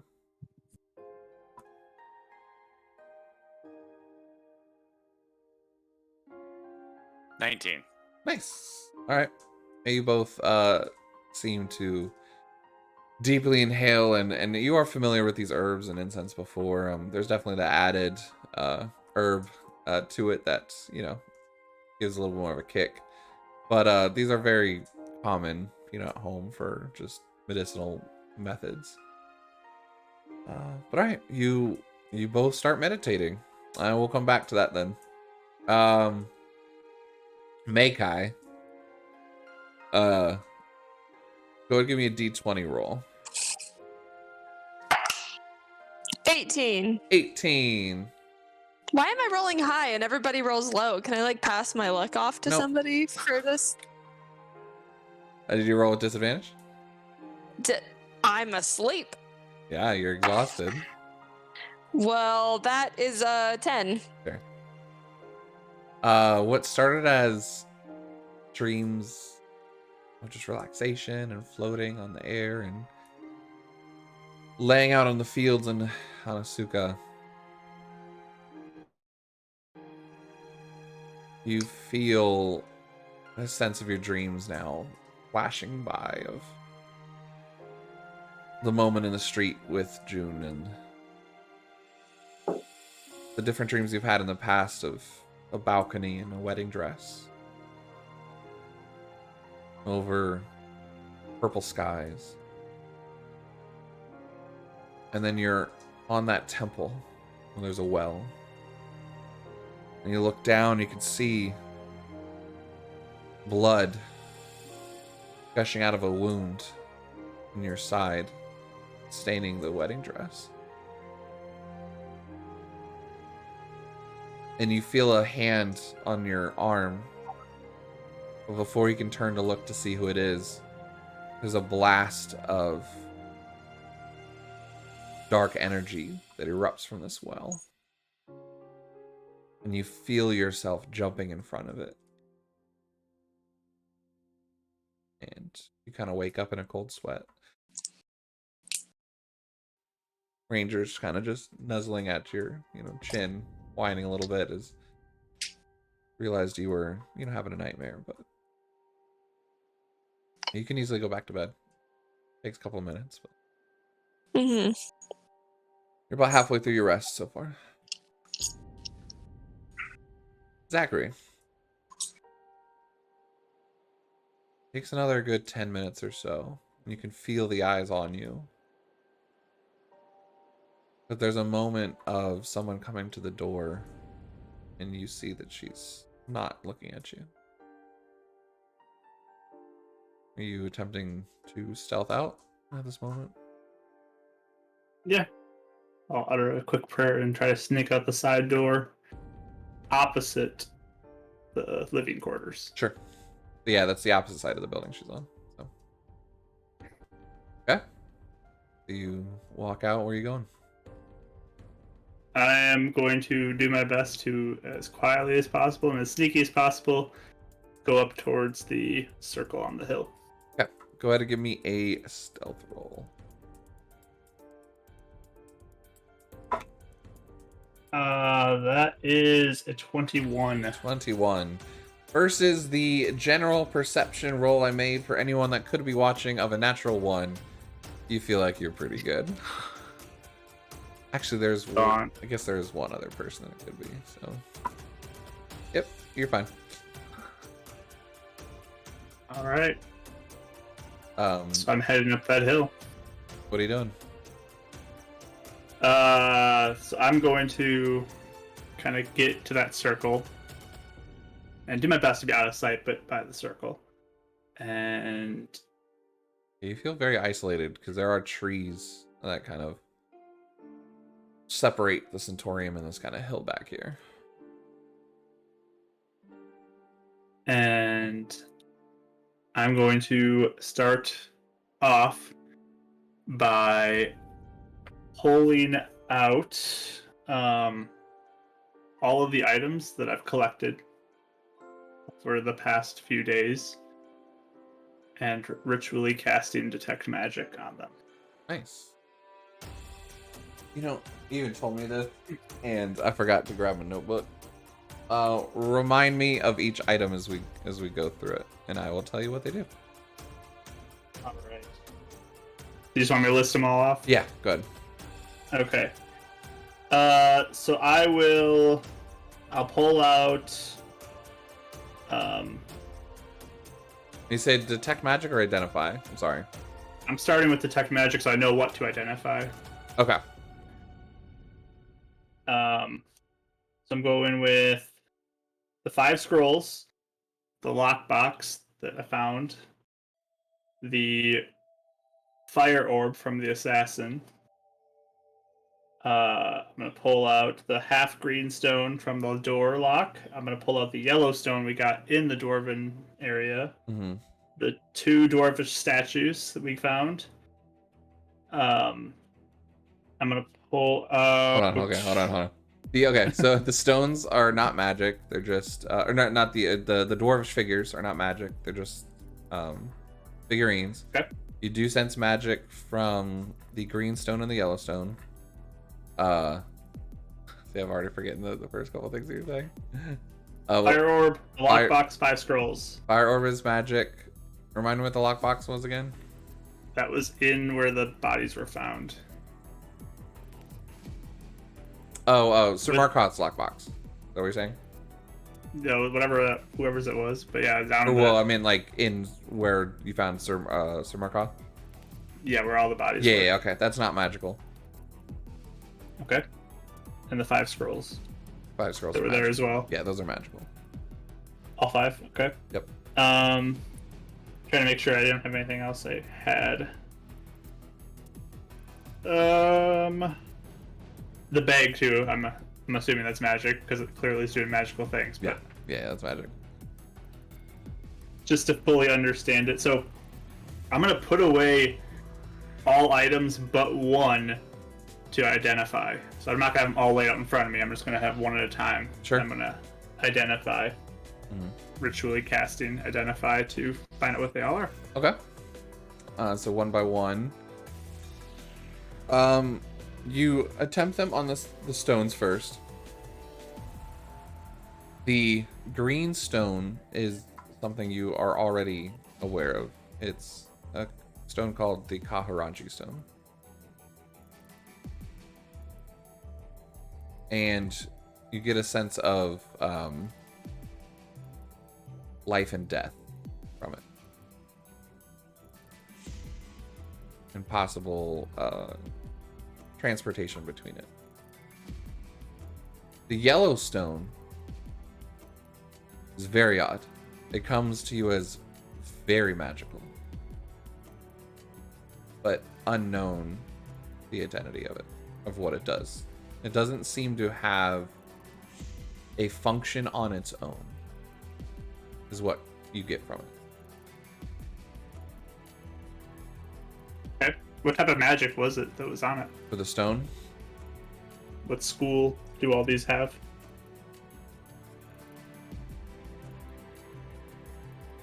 with these, one thing I could get better at is understanding the schools better.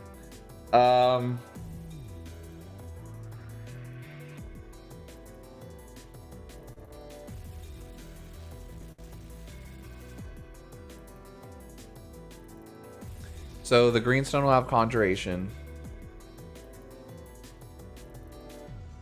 Specifically more like an idea of bridges to other realms and between realms. The redstone has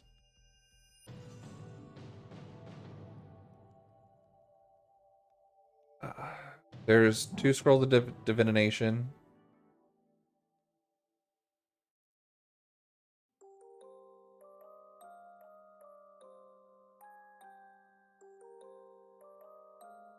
There's a school you don't recognize for the yellow one.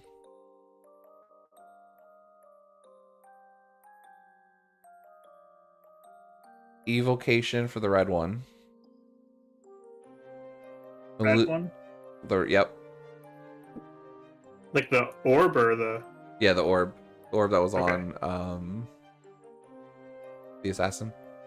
Okay. And I believe they would be 2 more for transmutation. I'd have to double check those for the spells. So what's the last scroll? Last scroll. Let's look at what that would be.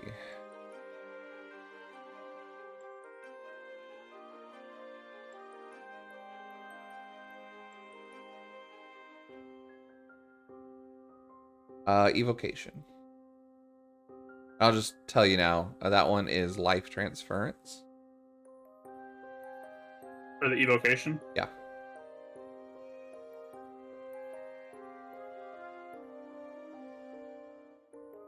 Okay. And then the 2, I think it's transmutation. I'll check. Sorry guys, I'm really bad at schools of magic, so just bear with me, okay? I just put in the chat. I do not envy you right now for Yes, having yes, to yes. remember what all this. Because schools of magic I'll be are. honest, I normally just don't even bother with schools of magic, so that's a bad part of what I tend to do. I mean, you can skip it if you just tell me what they are, but... I'm just like, if there's any mysterious ones like the Yellowstone. Yeah, so the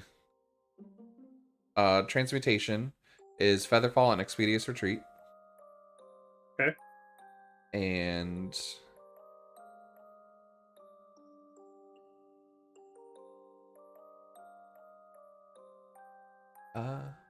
get it now. I was wondering how that worked. Okay. I was like, how do I change School of Magic? Okay.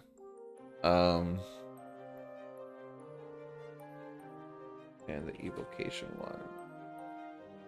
I think our evocation. Divination, you said. Did I say divination? I thought I said evocation. No. Okay. You have one evocation. You said was life transference. Ah, yeah. Sorry. And I have 2 divinations. I don't have the spells for it yet. Yes, those are. Yeah, one was detect magic, and the other one. I have my notes on these. Yeah, it was comprehend languages. Okay. We're done with schools of magic. I believe we got everything. Let's knock those out now while we're at it. Question for you as a DM. Yes. How do you play scrolls in your games? If it's not on your list, I allow spellcasters to roll to attempt to use it. Okay. So, I'm sorry, if it's on your list, I allow you to roll to use it. Sorry. if it's on your list, Mm-hmm. so if it's not on your list, you can't use it. I mean, you can attempt it. It's gonna be a lot higher roll. That's all, because of your inexperience and like unconnectivity to it. Okay. Yep. Well, But I if will it's- store always. But if it's on a For now. class list, I make it an easier roll. And if you're not a spellcaster, you can't do anything with it. Correct. Yeah, you do have to be a somewhat of a spellcaster to do it. Are they a one-time use thing? Yes. Unless you're a wizard. Okay. Okay. Well, I will store these away then for now. And look at the orb. The red orb. Yes. That is a fireball spell. Once it's cracked, it's like a fireball elemental weapon, essentially. Okay. And then I think that's all of the. He was very much identifiers trying to do. get that fireball to go off on the ship, by the way. So you guys are very lucky that you were hitting him down pretty well. I That would've been will. real bad. Yes. I was like, all 5 people in a contained room. This is not going to go well. A wooden ship was- crashing to the ground. Anyways, go ahead. Sorry. Store that away. And then I'm gonna take the yellow stone and I'm gonna find the ancient like Daloy spot, and I'm actually gonna like walk up and like try to touch it to it and see if anything happens. Sure. When you do that, we will jump to the interrogation and come back to you. It's good. Perfect. All right. We will jump in to unless you guys do. Actually, let's go ahead and take our break real quick, and we'll come back to start with the interrogation. You guys down with that? Yeah. I know we're taking about 15 minutes early, but instead of cutting the interrogation, unless you want to, that might be easier to take too. It's up to you. Whatever. I'm fine with taking a break now. Okay, we'll go ahead and take our break now. We'll be back on the 20. It's about 7 minutes. So go ahead, get up, stretch your legs, talk to a friend, bring a new person to come watch Fates. I don't know, get something to eat, dudes, be healthy, water and stuff. So yeah, but yeah, thank you everyone so much for joining. We'll go ahead and jump right back in with finally, hopefully getting this guy's name and seeing some more information that they might go to glean. Finally know his name after all this time. But all right, we'll be right back.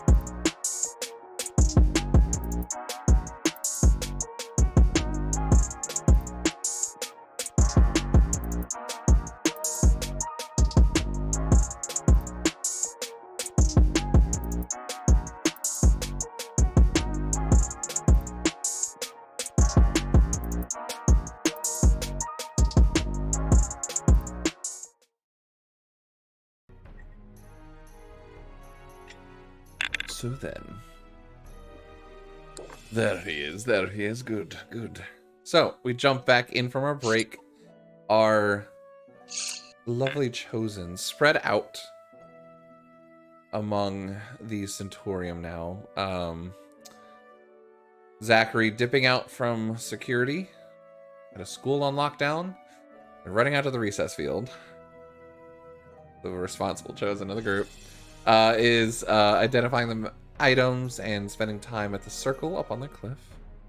Meikai is dead to the world currently. Both kind of moving their leg in like a dreaming way. Her and Ranger kind of in tune at the moment. And Kahu and Ergon are also dead to the world, but in a slightly different way. Trying to find themselves leaving this spirit plane to potentially connect and help train Kahu's ability to go beyond this realm at the moment. But where we join back up is with Anais. Hi. She just waves at the camera. Wait, what? The time has finally come nigh as you are all kind of standing in a half circle around this figure. Long white hair. His face and hair is kind of covering his cheek. We can see just the faint glow of blue. The half moon crescent that is on his face. Normally crazed eyes and taunt face. Seems quite relaxed though at the moment. Being unconscious. It's weird for you to see. And you can almost see the flashes of different people and the illusions. And are you gonna stand in front of him still with an eyesight, or are you kind of standing behind him while like letting others interrogate?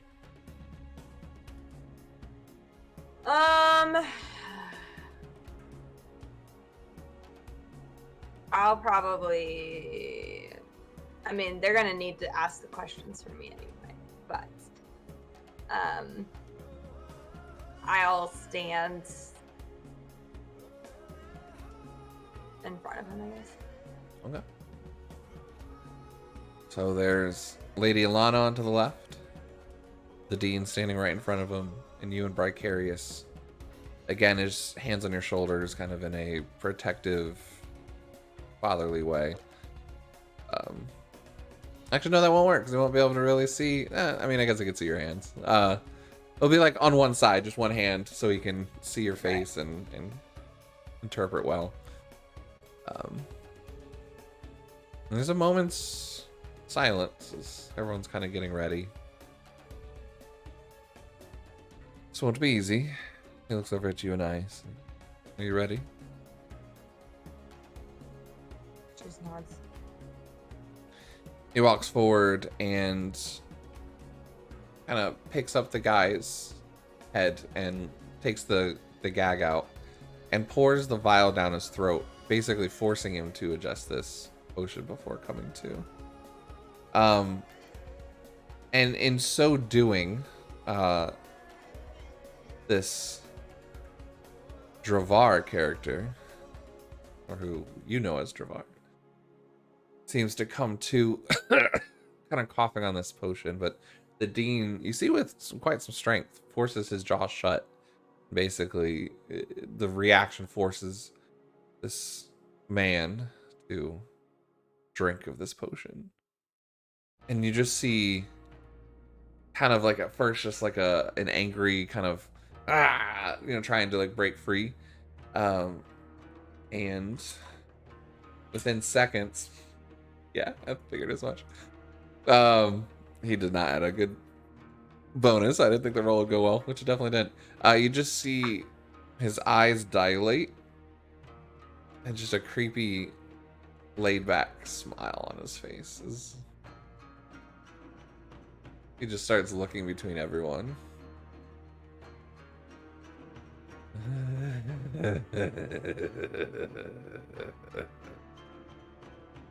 And his eyes lock on you.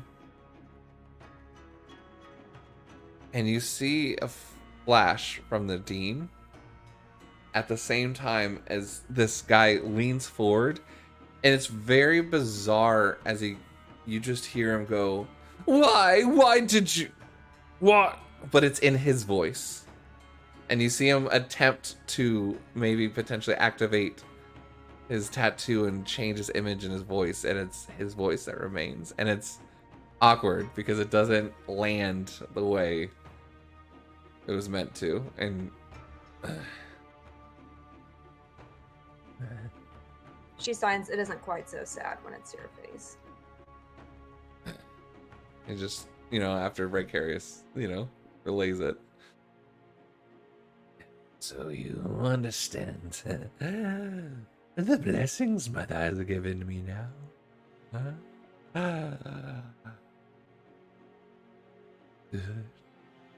Is about time.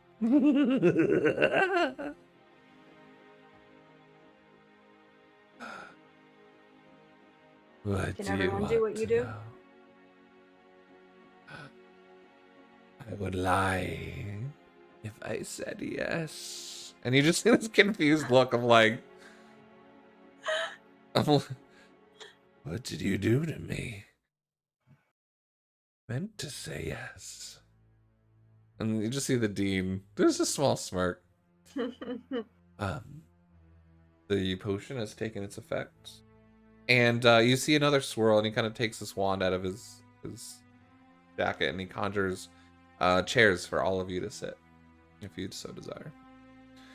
And he quite nonchalantly and relaxedly sits in front of him. Alana's standing kind of behind hers, looking at him.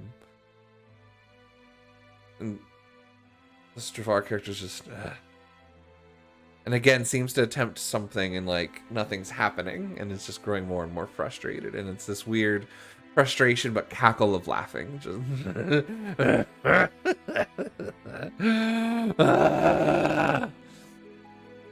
as like even like if you get this idea that even like internal feelings are just coming out of him now. Like there's no restraint, and it's bizarre and it's amazing at the same time.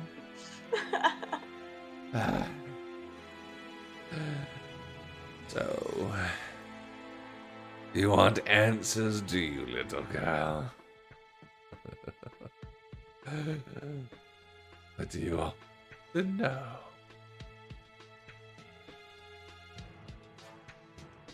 Who are you? I am a chosen one, a blessed child.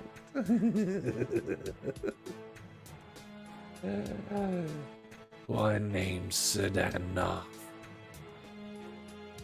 And for once you see full on anger. No, no, I am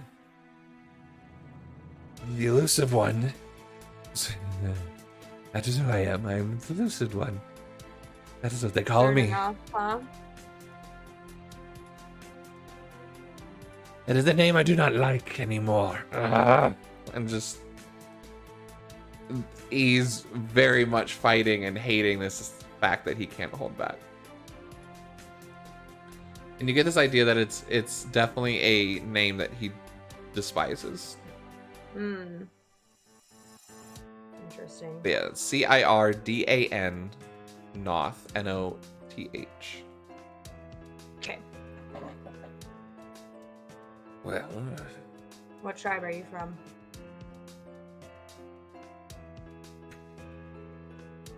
I don't have a tribe anymore.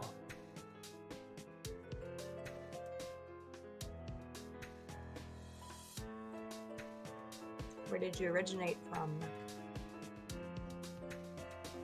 I have always been gifted and blessed by the mother. Even though she took me from the Red Tails. Gah! And he just, again, it's being ripped out of him to the Red Tails. She took you from them? She gave me greater purpose. And there's a little bit you can sense almost like resignation of like, he can't lie his way out of this right now. Mhm. She pulled me from a worthless existence. A nobody would have died years ago. Like many have.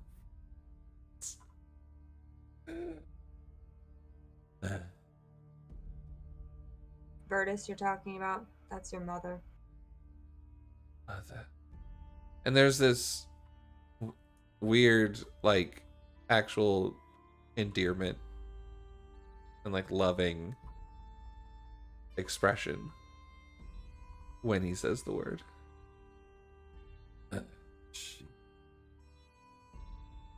She's blessed by the light. She speaks to us the truth of the lies that you all have put upon us. She has gifted me many times.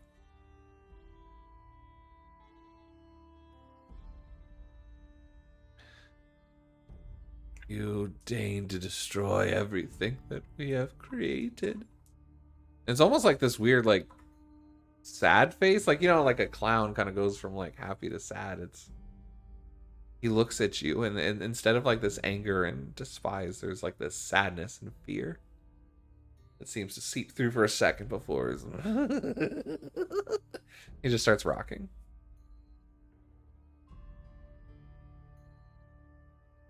How does she talk to you? Seems like you were waiting for her. She raised me for many years before he was taken, risen. I have not heard her voice. Weeks, sorry. Whatever. She was taken. Sorry, let me refresh the timeline. How long have you been? How long has it been since? Like 3 months. We've said 3 months. Okay, yeah. So you said months, yeah. Okay. For some, I was Sorry, thinking 3 months, and then I went back to 8 weeks for some reason in my head. So Yeah, that's okay. So he said that what though? She was something, I missed that part. she was taken up. She was risen. What does that mean? He is with him now, awaiting for us to complete our mission. She will prepare us for what is to come. And what's to come? Revenge.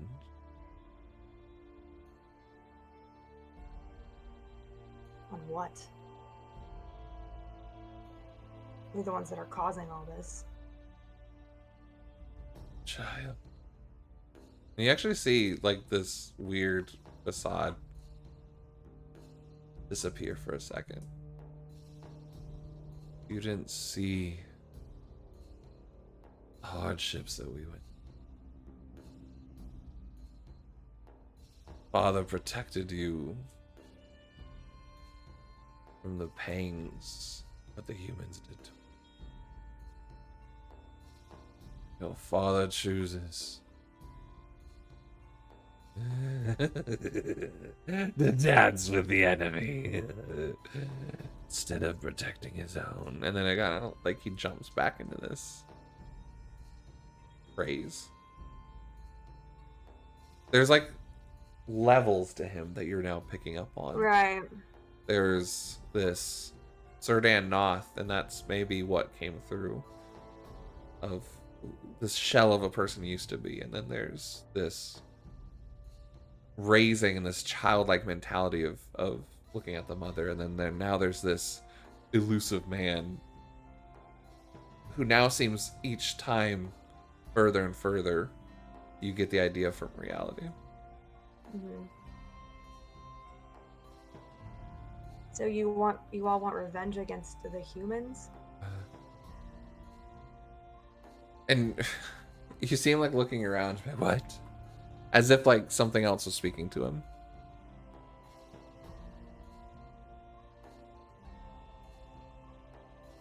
No, I am not a danger to you. And he looks over at the dean.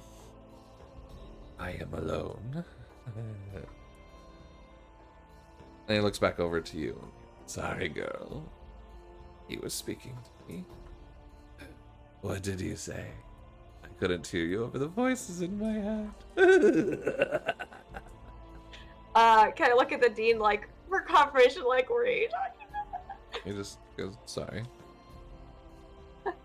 Asking him if there were any others working with him here at the center. He looks up at Bry. No offense taken. I had to make sure you weren't with them. Like the Batman could keep up.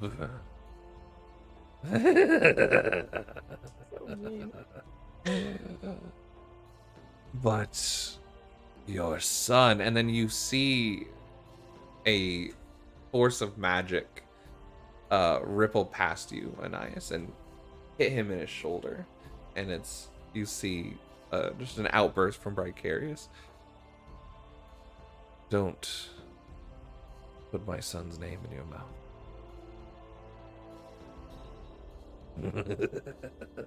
That hurt. And just like, it's almost like he didn't mean to say it, but just be like, ow. Like, he's very confused at this, like, no control over what you can say. I've been dying to play this role for a long time now. Someone that has no filter is so much fun. I was asking, so you want revenge against humans? That's her big master plan. You see him looking over at Alana now. Oh, girl. The atrocities that the humans did that are erased to history of the victor. You don't know the horrors that we saw. But the humans will see the fires that will rain down upon them.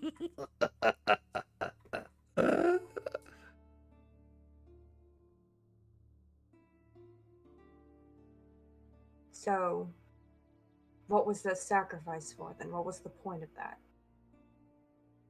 If you're trying to get revenge on humans, none of that connects. Mother said you were the end. And that you would die for the sins of your father. That your sacrifice would be our salvation. Oh, mother. What did my dad even do? Sins? Was a traitor. Giving us over to the humans. We all would rather die than to have been subjugated to the plains where they sit. Your father is no friend of the...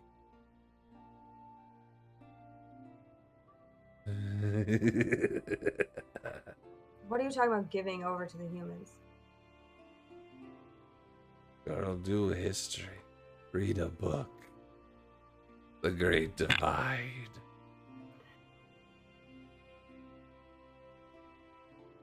And you actually see the dean like put up his hand as like Bardicdice seems to step forward again. He goes, and like a quiet, like just calming him down. I mean, I guess out of character, would I have known my dad was involved with anything that he's talking about? Or I mean, is this, like, you know weird? that. I mean, you know of the divide, and the fact that the elves are not from the Great Plains, or rather originate from the Otari area. Your mother and father spoke of it often, and your dad was an ambassador that did work with New Organia. So you know that they warred with the humans. The humans and the elves, and the other primordial races warred, and the humans won. But there was, and you might not at this point understand or know exactly what happened, but there were discussions somehow made of, dividing the country and just allowing everyone to live in somewhat of a peace separated. But it wasn't many humans that had to leave. It was many of the primordial races that had to relocate. And many of the old primordial towns and cities are now overtaken by the humans who have taken the resources and, made them their main cities now. So, beyond that of what your father has done, I mean, you just know he's been an ambassador for the elves, and that most of the elves did not want to work with the humans. And you know that because your small group of elves that went to this Solisterum were the only elves working with the humans. The rest of them did not partake in any of these discussions with the humans. About as far as you would know at the moment, without reading a book. Yeah.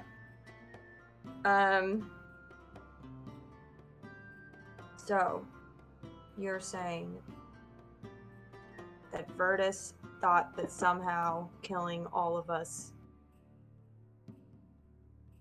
would do what? She is the prophet for the light.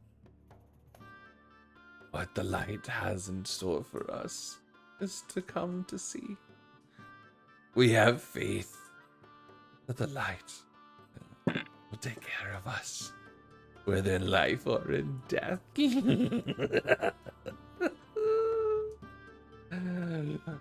Mother will guide us. You actually start picking up on a little bit of not quite sure, almost like haven't heard her in months, what's happening.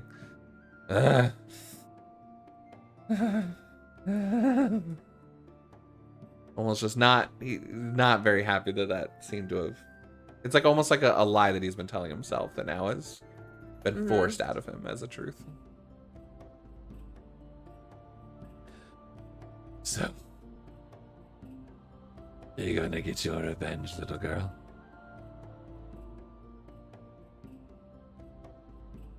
How many more of you are there? She just ignores him. At this point, she's focused on...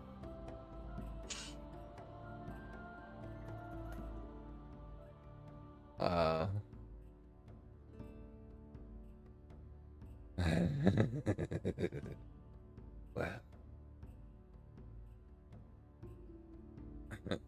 you did cut off one of the fingers of the hand.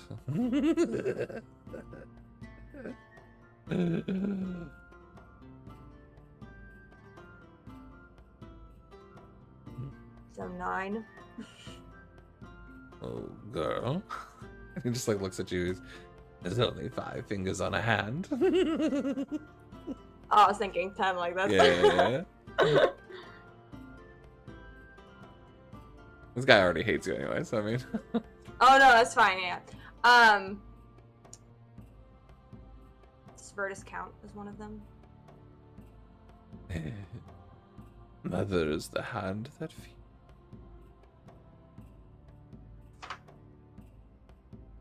Where are the others?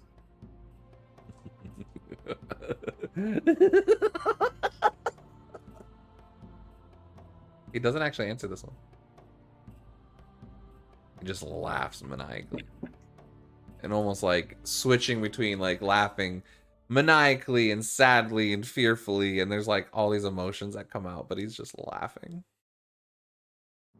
It's really quite chilling.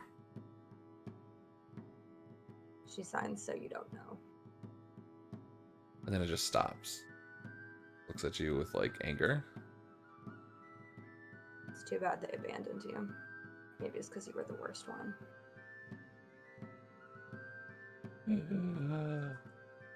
Oh, you little faith.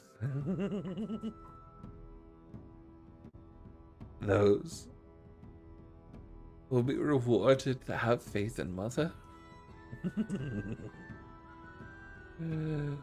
She will find you.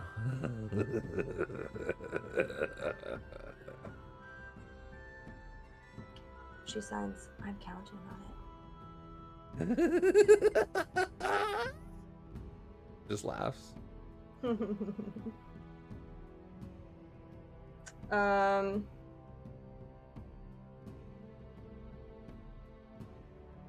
She asks, what'd you do to the rest of the council members at that meeting a few months ago with the elves?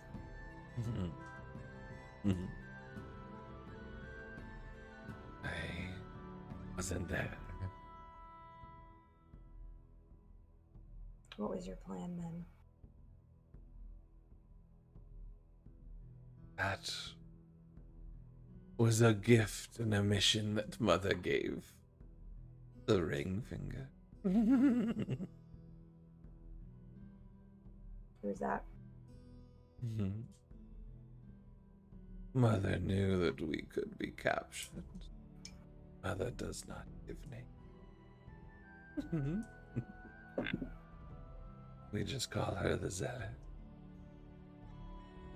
What can she do? What are her skills? What's her specialty? He has faith. And then you kind of pick up again. He doesn't know. He doesn't know. Okay. Yeah.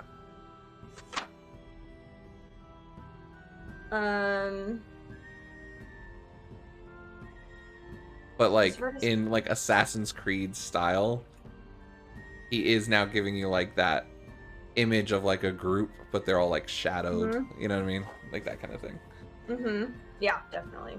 They have all their like code names. So now it's like it's slowly becoming clear like their hierarchy and like their organization, but it's very much protected in a we're not known, we're not public. Yeah, totally. Okay. Bardicdice was really the only one that was out in like a public light politically. Yeah. Okay. And then she will ask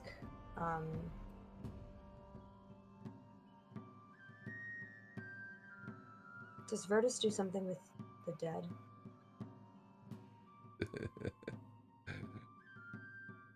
The light gives her powers beyond this realm.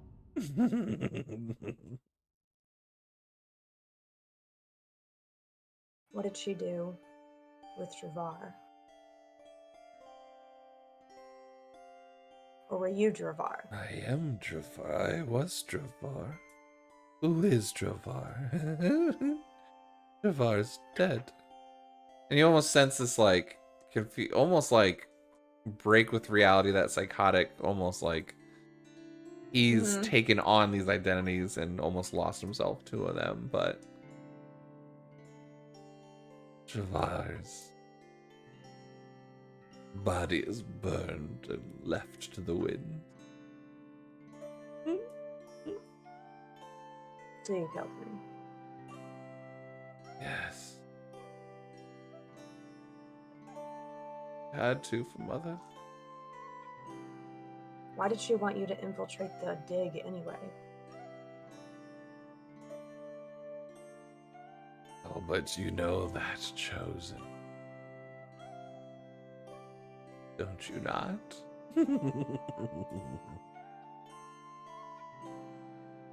Just stares at him. Please. Please, can I make your bed for you? And it's this time now that the dean, like, you see him wave his hand and, like, the gag, like, chokes on his neck. He goes, be respectful now.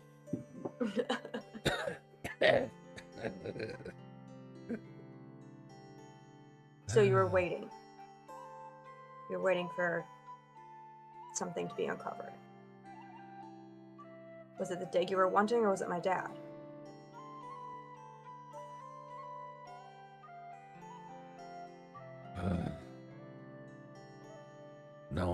your dad knew anything. Mother wanted you.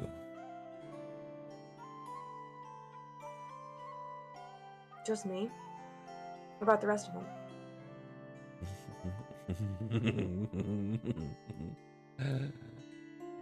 They were so that no one would know. Suspect what we know. They died with glorious purpose. You're saying they Mark died caught onto for that no one. Okay, reason. thanks.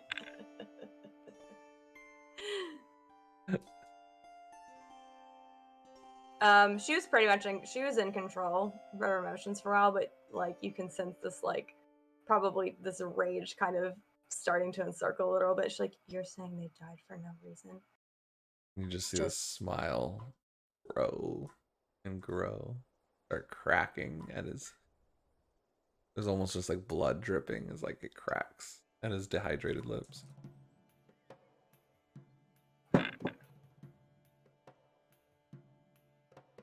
No one suspected we were coming after you. Light told her that you were the false chosen. And he kind of looks over at like Alana and the dean. You all should be thanking us. We'll protect you from the false chosen.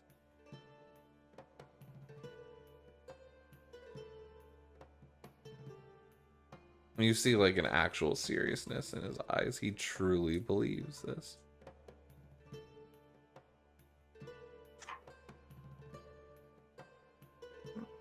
Well, I was just looking at everything. She probably is just sitting there in her anger for a minute and is just quiet, like trying to master control over herself for just a minute. She's like remembering, especially Kahu. His voice is in her head.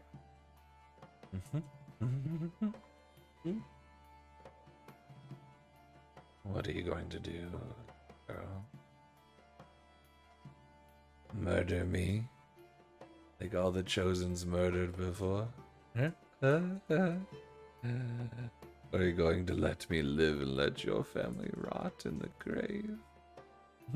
Oh, sorry. They don't have a grave.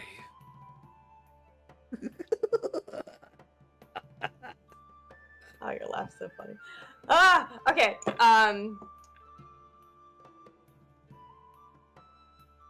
She, after a second, like of just like, hear him like, and now like the laugh breaks, and then there's just a plead of, do it! Kill me! And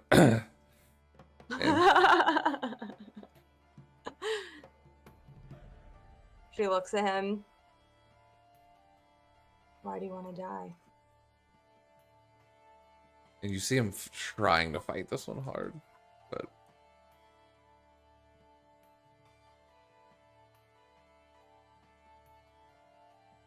want to see my family again.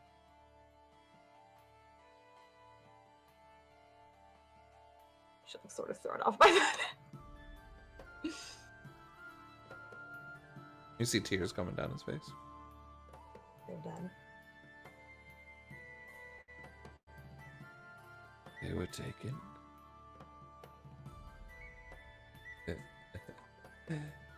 Our martyrs. He looks over at Alana.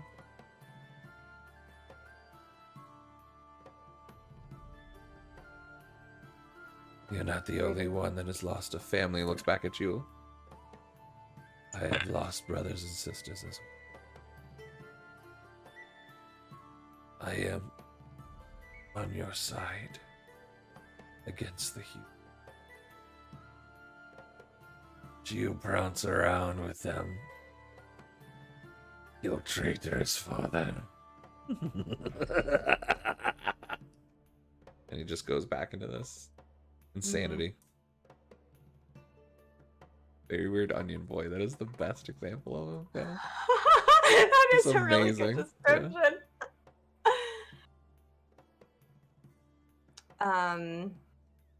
She looks to Bri really fast and she signs to him specifically. Like, do you want to know about why we saw someone that looked like Connor, or do you think we should just leave it? Give me a persuasion check.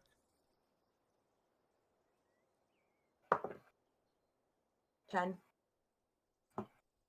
Doesn't give an affirmative or a negative. He just seems stuck. He seems stuck. Frozen in action. Not sure whether he wants to know or not, or he can constrain himself or not. There's just probably very similar to how you feel in some ways. Mm-hmm. Okay. She signs. It might be good to help in the future. Ask whatever you need to.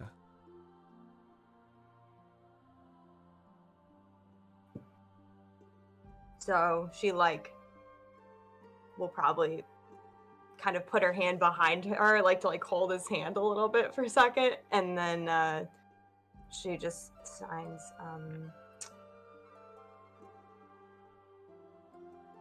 Why is his son still walking around? You now hear the dean say that for you instead of Bardicdice. Almost like as in he's not going to force Bardicdice to have to say it if he doesn't want to. Mm-hmm. Yeah. Which kind of catches you off of how fluently you picked up on that. Yeah. You spoke English the whole time? Yeah. What was the exact wording of that again? Why is his son looking different and with Lytus now? I guess is what I'll ask. Or did you? Yeah. Oh. I am sorry of that one, Carrie. Your son did not have to die. Elvish blood should not be spilled unnecessarily.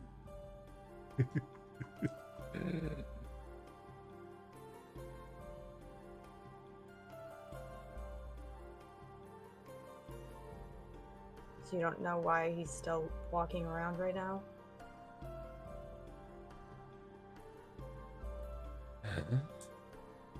You just see there is a little confusion on his face of the dead do not walk unless told to.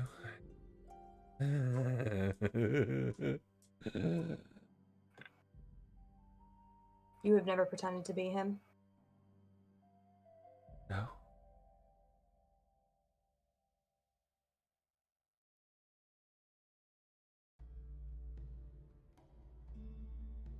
I had to think about that for a second. Yeah.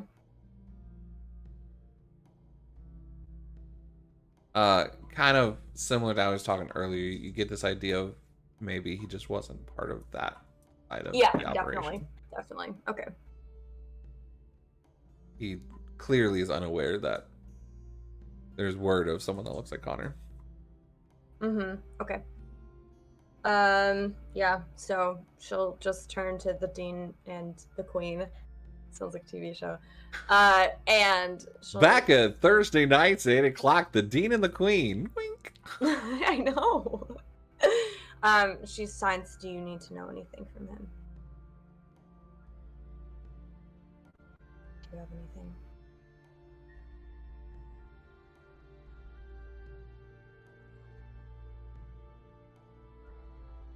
The dean looks satisfied. Alana's thinking. And...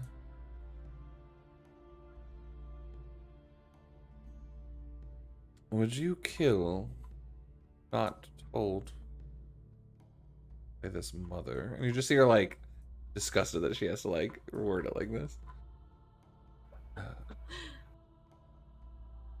And almost you see like that Serdan calm, like a normal person come out.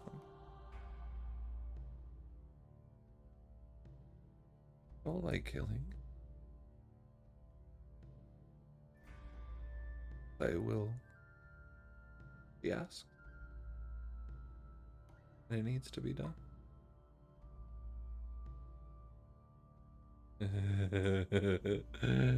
I will follow her and find her. Mother, you would be so proud of me. And did you find others while you were searching for her?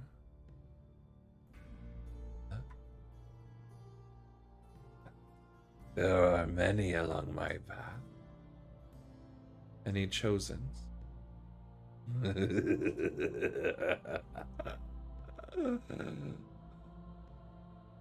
are many that claim to be chosen. And he rolls his head and looks at Anais.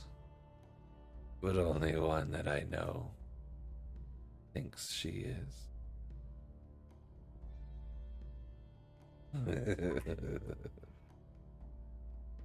I'm not quite sure what he meant by that. Yeah. It's a very cryptic answer that could potentially go both ways. Mm-hmm. Do you wish to expand further? Well, the one thing is, she asked, would you... The first question she asked, I'm sorry, I missed the first part, so Basically, I got the answer, but I didn't get the question. Would you kill if not being told by Mother to do it? Oh, okay. Like, are you a threat, Mm-hmm. you know, isolated from Bardicdice?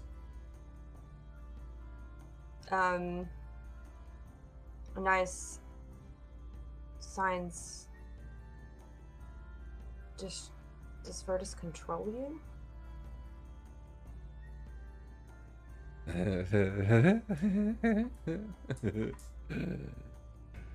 She is Mother. We follow her voluntarily. And then it kind of switches over.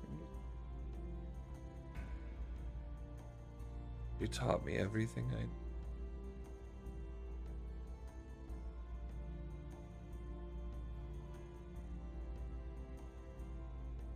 It was like, you can give me an insight roll if you want on that last one. 23. Was that disadvantage? No. I already forgot. I'm so sorry. Tag girl. 16. 16, still good enough. Surprisingly enough, you find yourself with the tiniest bit of pity for him and empathy. You pick up on this idea that maybe what this woman promised him originally was not what's come to be. With this idea of like someone grooming people and bringing them to a cause that has gone way beyond what was. Mm-hmm. Okay. Kind of like a truth again that he's lying to himself about now and been lost to time. Layers. And you just kind of see him like starting to pant a little bit. What's wrong with me? Nadine goes, the serum is wearing off soon.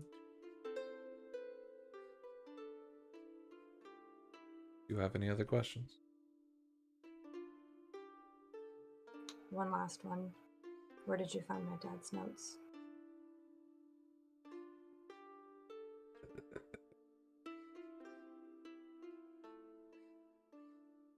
I had to kill a Dravar for them. And infiltrate his spot at the site.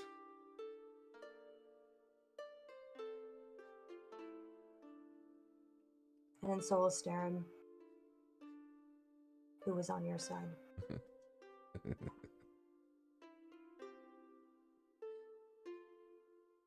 He looks over at Bardicdice.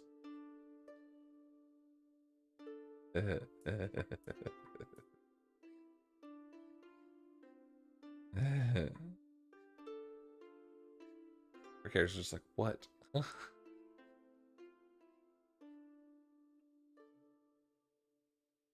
You didn't know who you were letting in that night, did you?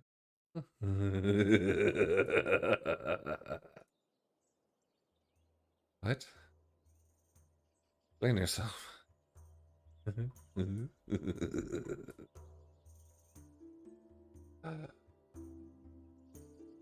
So sorry. The last conversation you had with Cal, not really him. And you see a large light of force come from Bardicdice's hand, and the Dean counterspell it. Control yourself.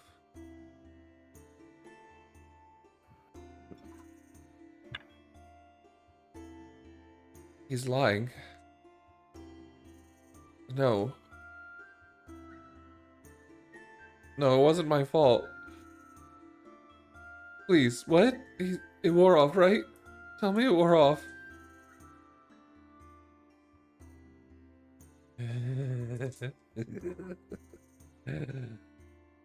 Be careful who you hang out with.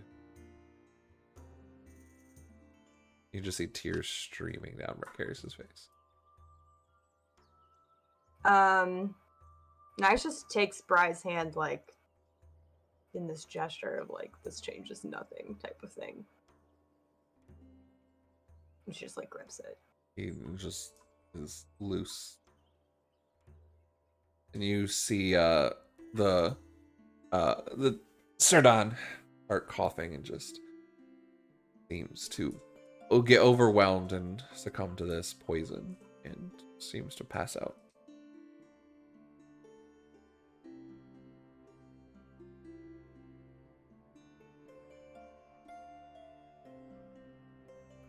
I'm so sorry. Bardicdice just falls to his knees.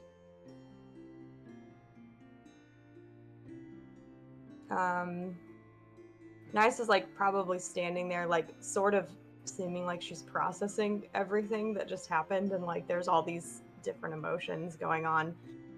Obviously, but with him passing out, she feels like it's okay to show a sign of Fair weakness enough. in front of him at the moment. Yeah, so she just like gets on her knees and like hugs him.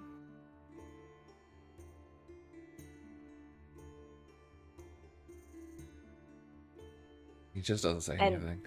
Like lost and like for words. she like grips the stone in her pocket so he could hear it in his head. Sure. Yeah, we'll allow that to work. And she just says, this changes nothing.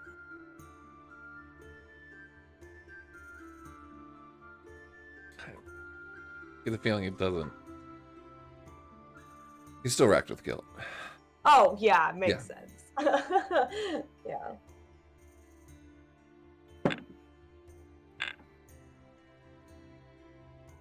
Legit about to stop the game to ask about milk. What?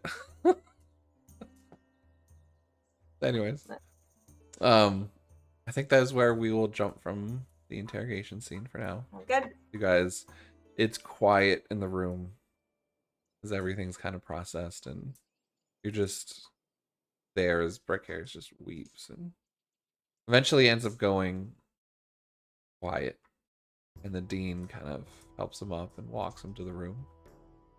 We'll come back to that. The three of you, sorry for leaving you unattended for a little while. Go ahead and roll me a d20, all three of you.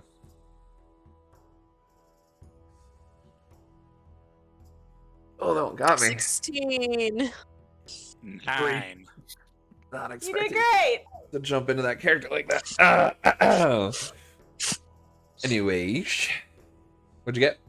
9, 3, 16. 16. Make high your first. All Actually, you need your full rest. You're sleeping. Yeah. Do I have more bad dreams? Is this just gonna be a thing? I mean, it's been a thing for a long time, years. roll me a perception check with disadvantage.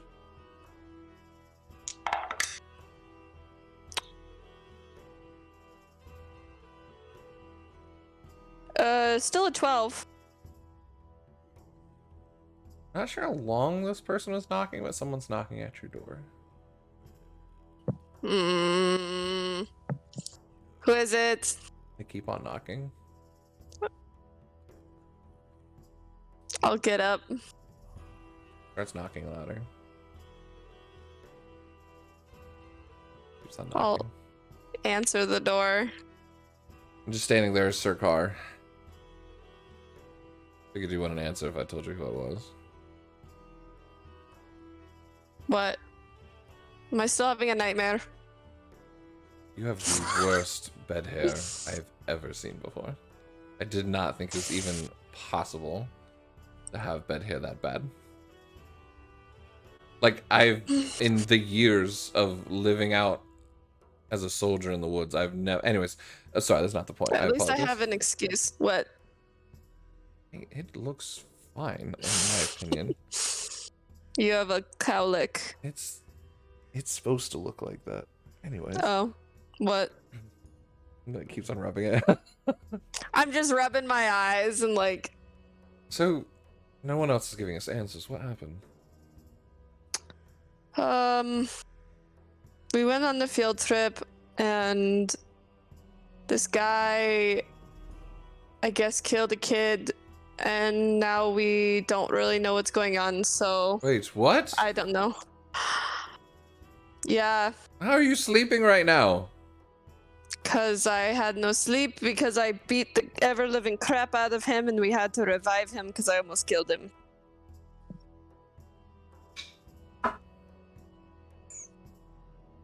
Because he's a bad guy. It was one of the scribes that he killed. I don't know much more beyond that. Huh. I didn't think you had it in you. What? I did- To punch? I mean, yeah, you kind of... Just to kill someone? I mean, no, I knew you had that in you, obviously. Huh. You actually seem kind of like looking at you with, like, unspoken respect. So, the other two were fine? Two? Who? What? What? Anais and Zachary, they're not even back! Oh, they're fine. They're somewhere else. Oh my god. They're alive. You Start think with I would that. be sleeping if they were dead? I'm sad about the kid, but I also don't know what's going on. It's not in my hands. I mean, I don't know how Kingslayers sleep at night, so, I mean... How do you sleep at night? We're just like everybody else, except we have nightmares all the time. I mean, I've never killed anybody. Yeah, what? You've been in war. I said what I said. That's good. I didn't want to kill him. Anyways. Huh. Well, We'll get some have a sleep. talk. You need to be rested for training. We have training later today because Yeah, apparently I know. my old team is leaving for field trips and getting people murdered when everyone else is training. Anir is like 3 days into training right now. A lot of them's making me look like a fool. Well, we've been training, man. We've been punching things. You better. So, We're not losing this one because it wasn't my fault that we lost last time. I mean, it was just I was with young people. Look, I'm going to... Anyways. I had it out for you. It's okay. You can admit it. I bested you. It's fine. Now we can best the other team. You've obviously been dreaming too hard. Go back to bed. You need your beauty rest. A lot of it. How? What time is it? I don't know. It looks at his sundial watch. Oh, wait. Let me get the sun. Oh, Like, oh, there we go. it's How does it look? like not even Outs- noon yet. I mean, they brought us lunch, but You've had about like half your rest, Yeah. about 4 hours. I'll come and see you at like 3. How's that sound? Hurry up. And bring the others with you. Yeah. We're not on Okay. lockdown still. It just like walks out. It seems to like try and like do this like really cool like walk off like, and then realize there's nowhere to go and just sits in a chair like 6 feet on across the hallway and just like turns the I'll other let way. the dog, if the dog wants to like go out, I'll just let it out and go back to sleep. Dog, give me an animal handling check. Disadvantage. 9. That thing poops right in the middle of the hallway and then runs back into your room. You're not gonna clean that? Good night. I'm That is messed up. It just slams the door.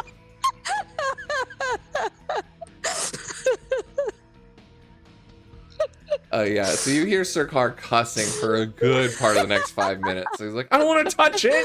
It's on my hand. Like him freaking out with Martha about this. But eventually it does get picked up. And you are quite enjoying it. Yep, I go to sleep peacefully. Kahu, I guess you are next. Or is there anything else you want to do? Okay, so you're sleeping for the day. Okay. Kahu. Give me a wisdom check.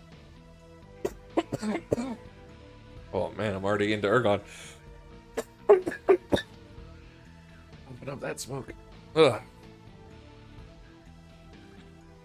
17. 17? Okay.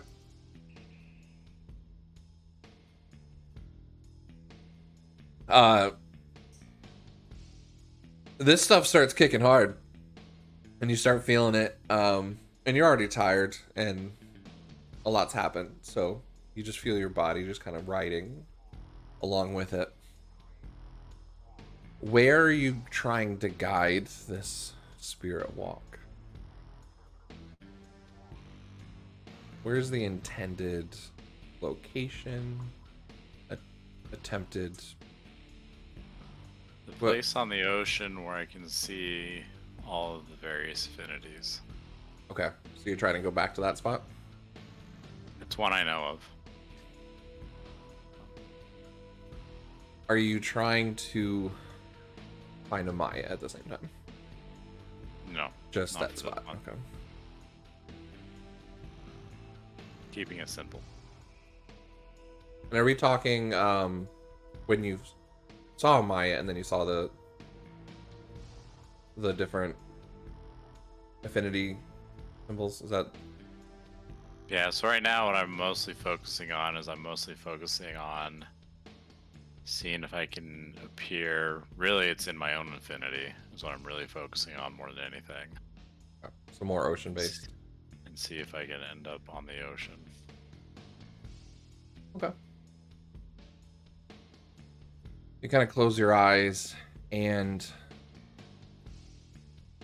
as you're kind of riding through these images of the cliffs and the beach side and your travels on the ocean on boat, whether it's with your brother, Ergon, and you just feel the sea breeze now hitting you on your face.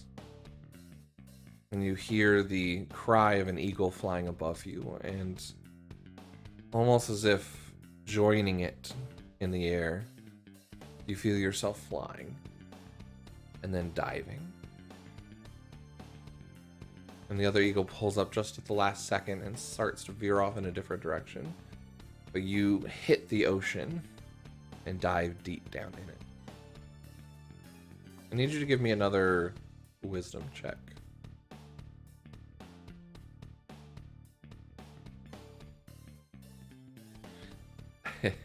My own affinity. 17.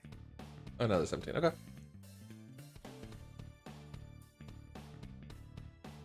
You get a sense that you are close to your intended destination. And maybe in a space that is very well connected to the ocean affinity, but is not the location you were originally intending, where they all tie together. What are you asking in this moment? Or what are you saying?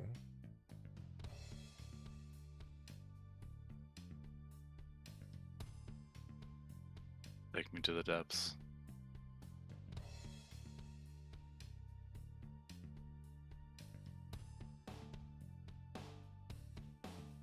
You feel yourself pressured as you continue to dive, and the water pressure around you just grows,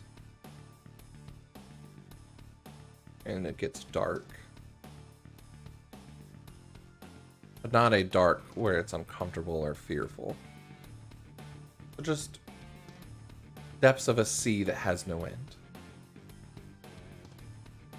And right when you feel yourself feeling like you can't breathe anymore,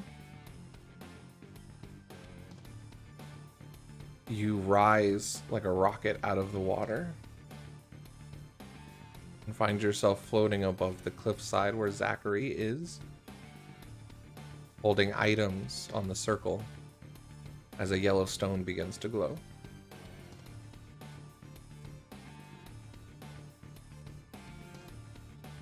I will approach the yellow stone. Zachary, give me a perception check.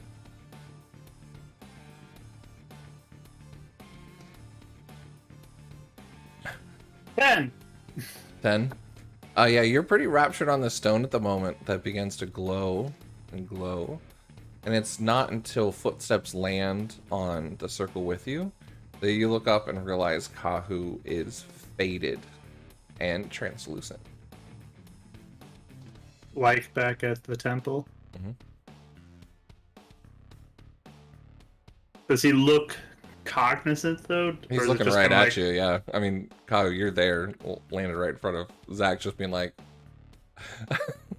I'm gonna turn and like wave, see if he responds. Do I just see him do all that? Yeah. This is like real time. This is trippy. Do I hear him? Yeah.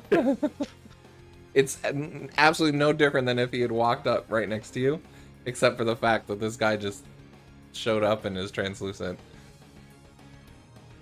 Is this like your new form or something? What is this?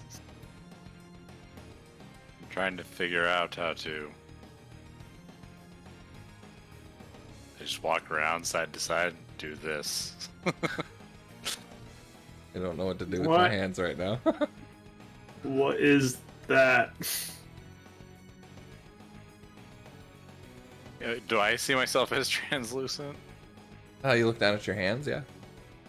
At this moment, you don't normally see that. Like, you didn't see it when you're in the ocean realm, or like when you're in other places. But in this moment, when you're like seemingly there with him, you feel this. Like, you can see yourself translucent. That's a good question. One I don't have the answer for right now. But what I'm being told by those who've heard of stories, I'm apparently walking in my spirit.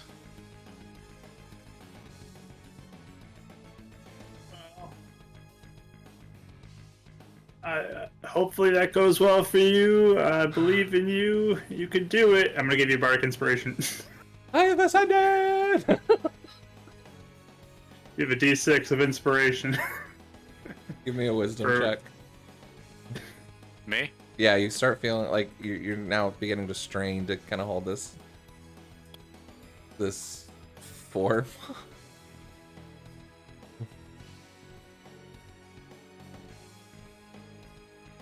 But you can use the bardic inspiration if you want. 21. 21. You see, like, as the wind comes through, and like for a second he seems to like fade out, and then just kind of like, yeah, and almost kind of like responding to your encouragement, just like wills himself to like stay. I guess you could witness if anything happens here. Maybe I'll die. I'm gonna put the stone on the Dalo stone on the thing. Yeah, the stone is just now glowing really brightly. Can I try touching the stone? Sure. You reach down and touch it. Yep. Your hand just goes right through it. But you do... Do I feel anything from it? Yeah, I'll say you feel a slight, like, almost like that buzzing, tingling, like electricity. You know, when it's not hurting you, but you can sense it. As like a attunement to an affinity, but not yours.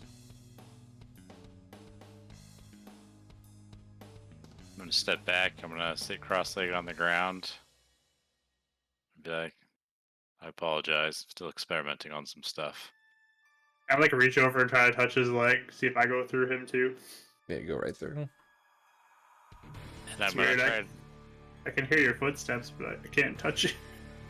I'm gonna try to will myself back to the ocean depths. Okay. You see Kahu just kind of like begin to float up. It's almost like deuces. And then give me another wisdom check.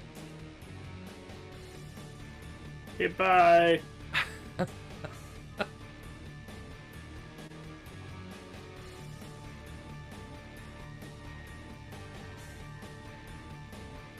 Have an 12. Okay, I was gonna say I have an escalating DC as long as you're keeping in this. And like you see Kahu about to respond, and then he just like wisps out of existence. In your opinion, Zach?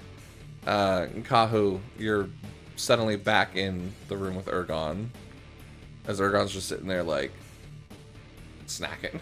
Just he's flying high right now, literally, with a bird. He's in bird form, so he's flying high. Get it? No? Okay. Someone. Okay. You just, you know, it's like it's a little bit of a pun. That's all. I was laughing pretty hard on the inside. I appreciate it. Thank you. I appreciate it. All right. Zachary. That just happened. That was weird. Hopefully he's not dead. You're smart enough. You're not quite sure, but you're pretty sure the stone didn't bring him here, and it was just a weird coincidence. Because he had shown him like kind of like right before you put it there, but Okay. Well, I'm gonna investigate the stone and kind of the surrounding area to see now that it's glowing if anything has changed. give me an Arcana check.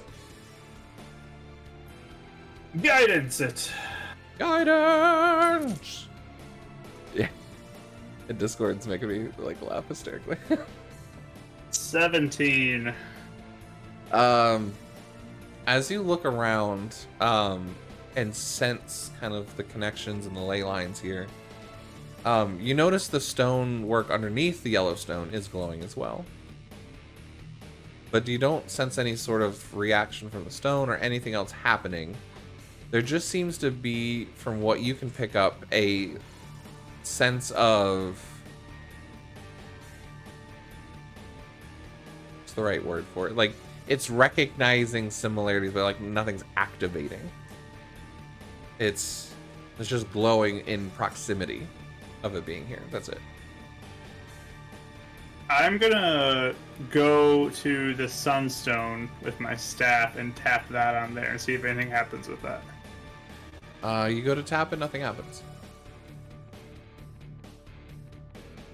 I'm gonna move from stone to stone and see if it lights up on any other of the affinities. Not unless you activate your light stone. No, the yellow one, the daily one. The okay. I thought you said your staff. Well, I did that on the sun one to see if it did anything. Okay. Then But now it you're moving didn't. this stone. I'm moving the yellow stone to all the others and see if they light up. No, it doesn't line up for anything else. Okay.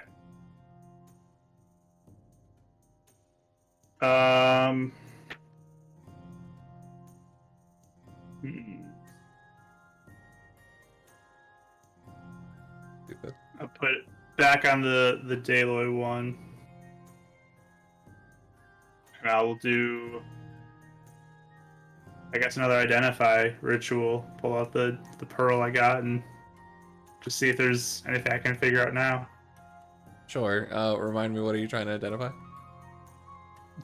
The stone Oh, that as the Daloy one, but now it's on But now top that of it's the. lit. Yeah. Okay, no, nothing further comes from it. Okay.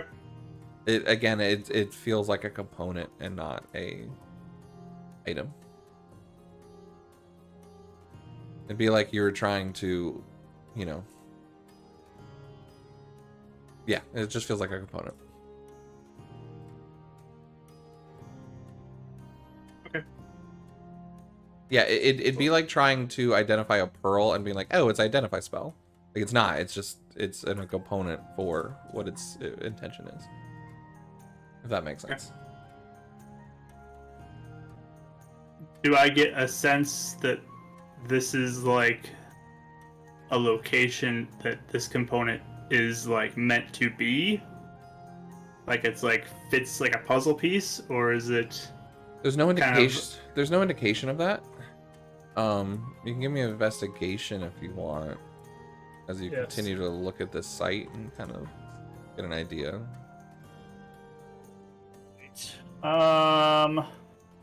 19. Yeah, you move around very well and get a sense of. It doesn't. Nothing comes out like where you guys had the stones and you're placing them into the slot at the volcano. Nothing comes off as like this is meant to be where this is supposed to be. It just seems like a recognition of Lotha, Deloy. Yeah, the affinity. My brain tonight cannot English. All right, so it doesn't like seem like a puzzle piece, just like close Yes. to something. Yeah. Recognition of a similar stonework. All right, Range. I will put it back in the. Anything else bag you're of identifying? holding. I think I did everything, right? I think there's like a lock and a key and a mug. The mug. Yeah. There's like a mug that you guys found, I think. I don't have that then.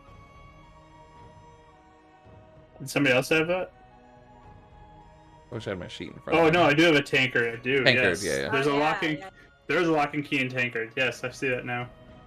What are those? Yeah, so they're both magical. Little magic.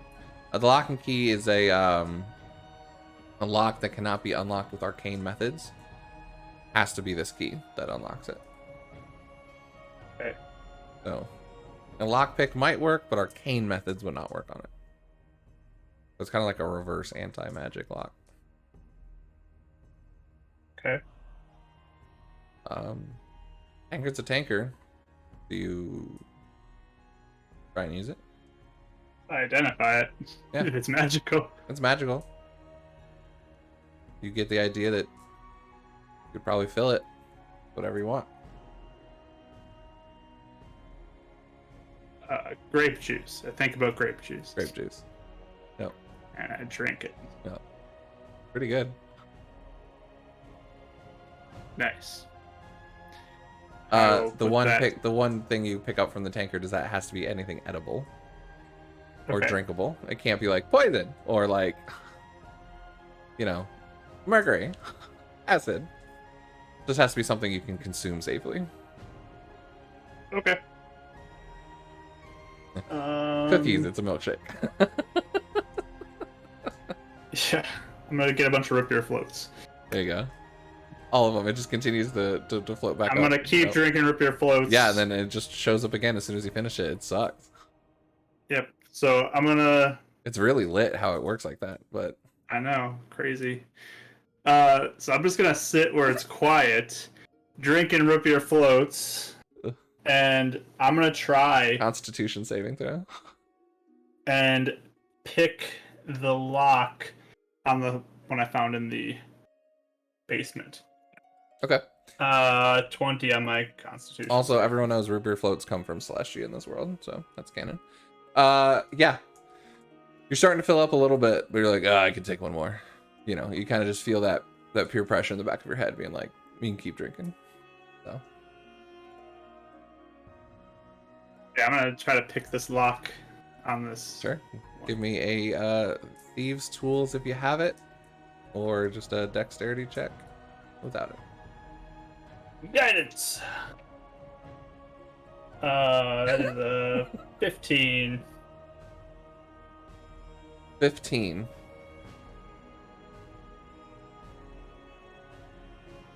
It takes you a bit, and you feel the pick slipping a few times. And you kind of even chip off the end of the pick at one point, right? Getting very frustrated. I'm doing a make I did with a dagger. I don't have. Oh, you're using a dagger? Okay. I'm copying what make I did. Yeah, you're feeling like small little springs on the inside breaking as you're doing this, and you're just like, I don't even understand how this works. This is ridiculous. But finally, you kind of feel like with more brute strength than finesse, after about a good 10 minutes of working on it, you do break the lock enough that you feel like it can come loose. It's unusable again now, though. Yeah, I got a better lock. Yeah, exactly. I'll open it up. Sure. Within this lockbox, you find two journals. One that is only a few pages written, but it's the same handwriting as Dravar's, and it just speaks of summed up, just speaking of finding Sir Markoth at a bar down at Rosewood, and basically taking him by surprise on the path back up and taking over as Markoth, and using that to get closer to Anais. You get this idea that this person uses a journal per person he is. It's almost like, and it's like keeping it safe. So you're not quite sure why, but it almost feels like each person he's taken over, he's written in a new journal. There's nothing before Sir Markoth, and there's nothing after in this journal. But the other one is actually just memoirs of Sir Markoth himself, and the last one was written the week after you all arrived here. Anything interesting in there? Memoirs of an old man who loves history. Okay. I mean, you could take time just to really comb through, and there might be just names of different people you've recognized coming through and asking about different subjects. But again, nothing relevant or something that pops out to you important to the story or anything. I mean, any history. How far back does this go? Markoth has been the archivist here for over 40 years. Yeah, so how far back does this journal go? Oh, does this specific journal go? It's an old one. I'd say maybe 10 to 15 years. Might have other memoirs, but this is a long little one. And again, he doesn't write every single day or anything like that, but just kind of important things, or oh, I saw this again, person came here and haven't seen them in a while, and or got a new book, really interested to study this, so would like to reach out to this person for have this at this site. Basically, I'm looking for any major historical information, anything again, noteworthy that happened. Nothing noteworthy in it. It's just memoirs of a man who lives a simple life. All right. The only noteworthy thing would be that you do see Bardicdice and Kellum's name, but in passing. Kellum came to visit Bardicdice on this day. He's always a nice guy. Great to see him. Nothing noteworthy to the story, but just signs that, Kellum has been to the Centaurium and has made an appearance. Okay.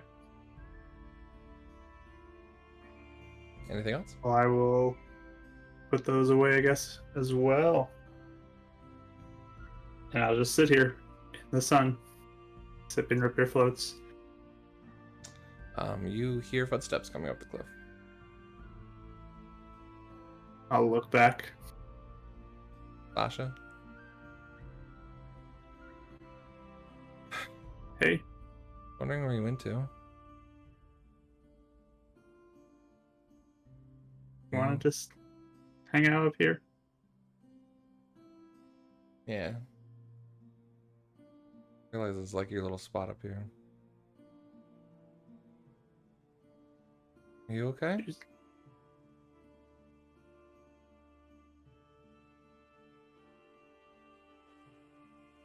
No. Not at all. He goes and sits right next to you. I heard what happened. Well, I mean, I don't know a lot, but I mean, I told you when we got back. We hung out. Hmm? You saw the yeah, no, I remember. Yeah, totally.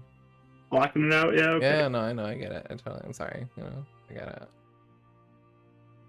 But she just wraps her arm around yours and kind of puts her head on your shoulder.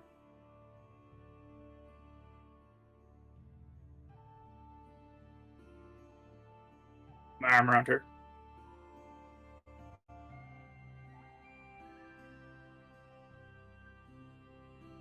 Yeah. The car's been looking for you. Well, yeah. I hate calling him Sir Car. It's weird, but whatever.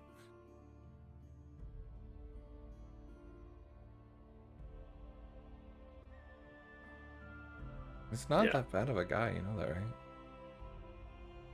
I mean, I'm not saying he's a bad guy. Just don't want to do this fight.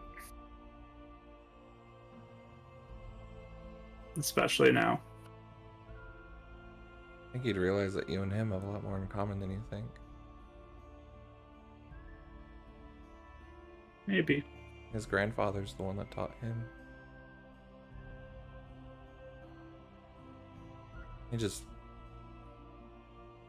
had a rough life. That's on a bad exterior.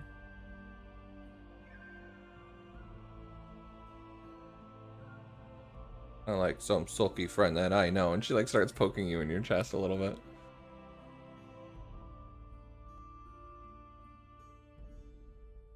You know, you can let other people see who you really are here. See the way I do.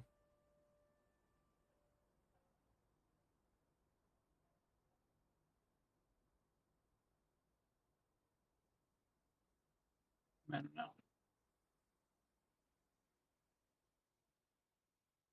You know, it's hard to trust anybody right now.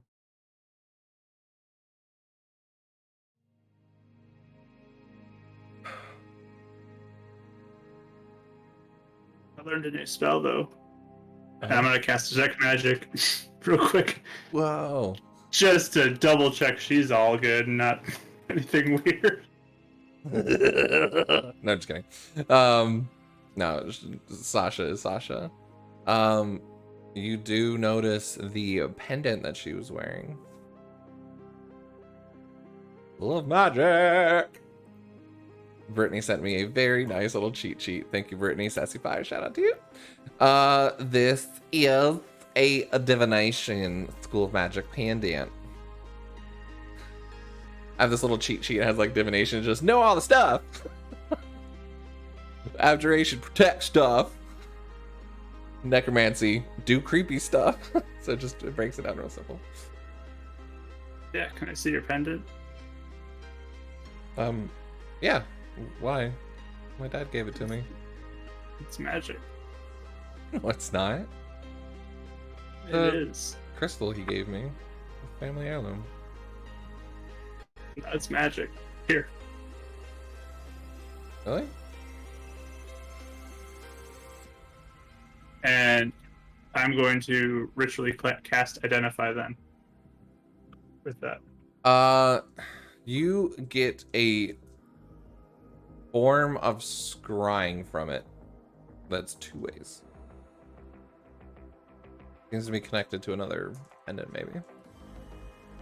So is it activated by the user, or is it So the like user a has window that somebody Yes, else could look into? exactly. It's like a window. So the user has to know scry, but they can use it as like like a very easy window to kind of like see the other person wearing this necklace, and it's kind of like connected. You get the idea. It's a dad watching his daughter, keeping tabs on him. He's going to just immediately put that back in her hand What? and get up and just I gotta go. I'm sorry. What did I do? Your dad's watching you. You don't feel like it was active, but putting that out there. Yeah. Okay. But just your dad is watching you with that thing. Okay. So he knows about you. I mean, I don't know everything, but he knows about you. Yeah. Yeah, he does. Yep. What's the matter? No, I'm fine. I'm just great. Why are you shutting me out again?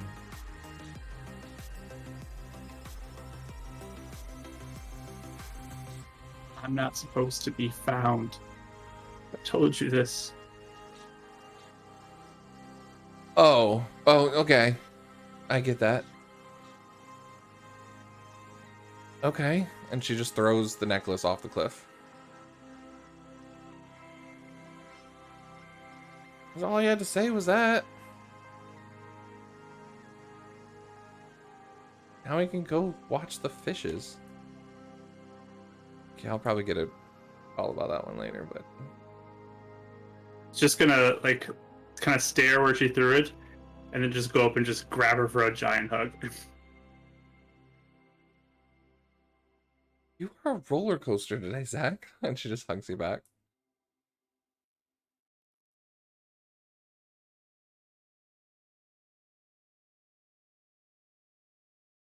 Probably gonna want to know why he can't watch you anymore. But Well, yeah, I forgot you're not supposed to be here. Sorry. Or no one's supposed to know where you're at, you know.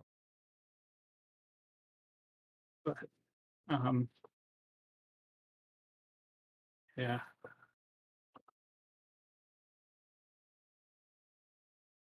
Okay.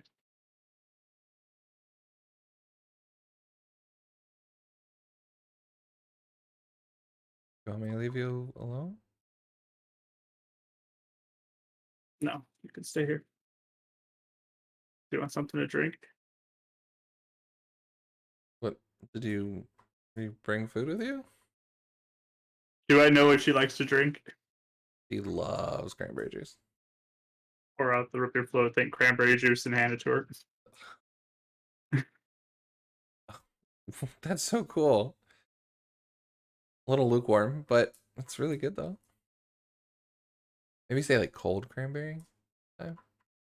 Pour it out cold cranberry. Okay, hold on. All right, that was the last charge. It's got 1d4 charges per day. 1d4 plus 1. Okay. Yeah, that was the last one. I just realized I was like, infinity one that might not go to. Oh. We're gonna flood this cave one mug at a time.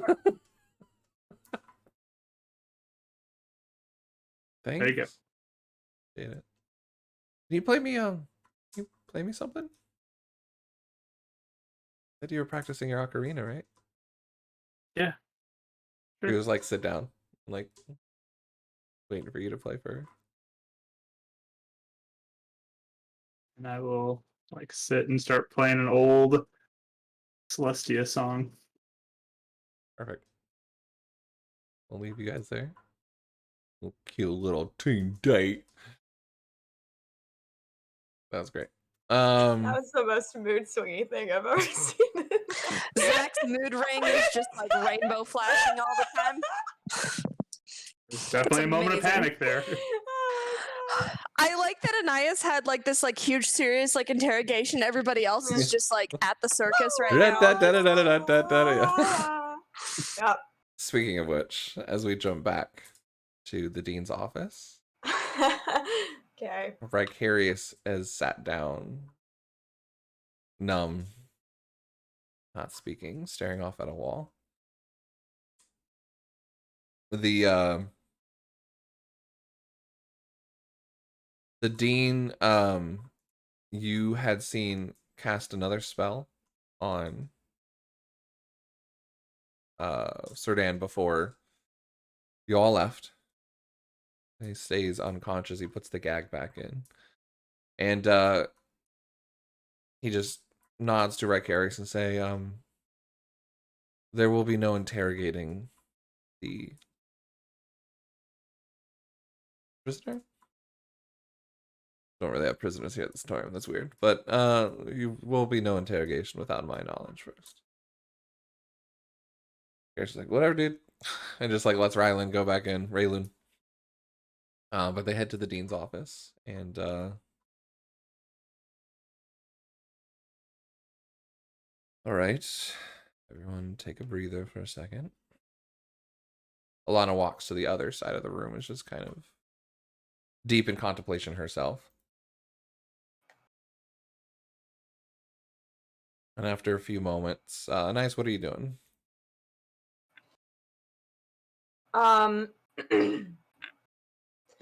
I think because the situation still hasn't resolved, she's not zoned out or anything. She seems pretty focused. Although Still she kinda does in it. like, yeah, she does sit down and she does look like, you know, the tiredness is getting to her, but she still like seems very alert and just seems like she's processing everything and looks probably more worried about Bri than is really feeling things herself at this moment in time.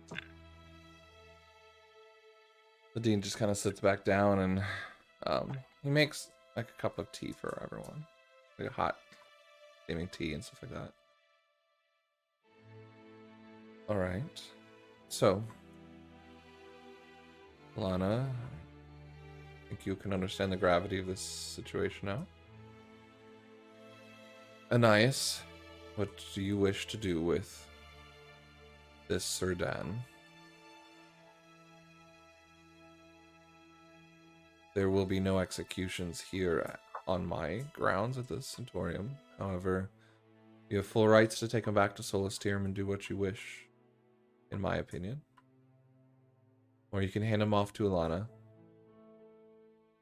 and work it out with her. If you are still willing to help. I like look at Alana. I would like to know like her mood if I could attempt to roll an insight. Sure. Disadvantage. Disadvantage. Oh, that's not bad. Still 16. 16? Okay. Mm-hmm.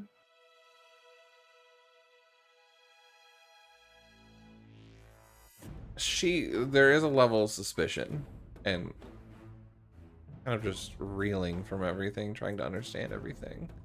But you get the suspicions not to you at the moment, but more towards Vicarious and trying to understand like what was that about. And not, Oh, really? Not understand. Well, she doesn't know anything about Connor. Mm-hmm. It doesn't really understand the details around your family. So it's more like this man just got accused of betraying your family and doesn't understand why Vicarious isn't being looked at as traitor right now, type of thing. So like that's but you just see her just processing. She looks at you, she goes, this man's dangerous. I will help you whatever you wish. She doesn't seem any animosity towards you. Still very hard to read. Okay. As far as like, does she like me or not? You know, like that's again. There's Yeah. It's she's very layered herself. Yeah. Her personal feelings on the matter, you're not sure. Okay. So she'll take our notebook and write because Bry seems like he's Yeah, out of yeah. it. And I know the dean can do it, but she's just gonna do it anyway. So yeah, she just writes Like the independency, yeah. Yeah, she writes, "Do you have any advice for me on what to do? Because I don't know, and everyone keeps telling me it's up to me, but I'm not sure if I trust myself to handle the situation."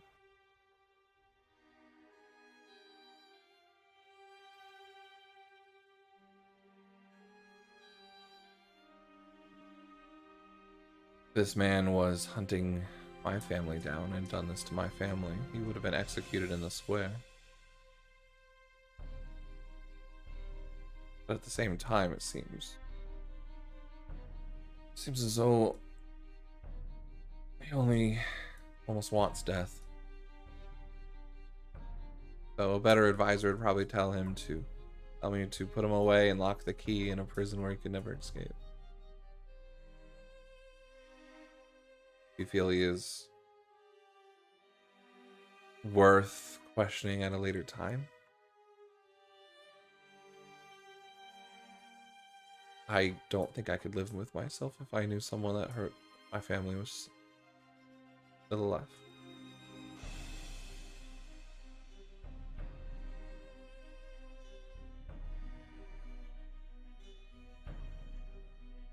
And from what he was saying, I am willing to cut the blade myself if you so wish. You actually kind of see this strength emanating from her.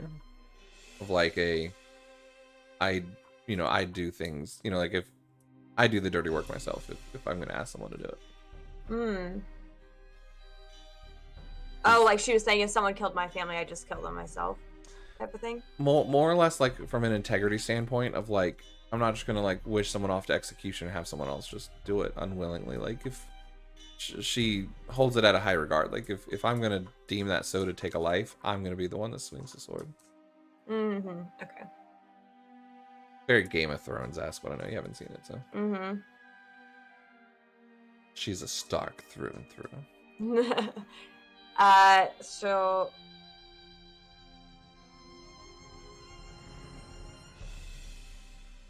she'll write,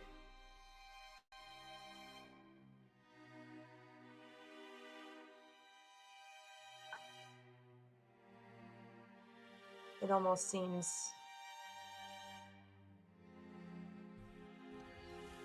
in some ways it almost seems like it's more of what he wants to die, but I don't want there to be a risk that he would hurt someone else. Both are very understandable. And she does look back at Bardicdice and just says, as long as you think you have all the knowledge and information you need from him. It's a very pointed stare that she's trying to say to you. Well, since I'm writing, I'll write, Yeah, you could easily do it without Bardicdice. yeah, I'll basically write, he's as much of a victim as I am in this. She just kind of shrugs and basically says, like, you know him, I don't. Like, that kind of idea, like, it's not my call, but... Yeah. Get the idea of, like, she wouldn't be, she'd be questioning Bardicdice right now if it had anything to do with her.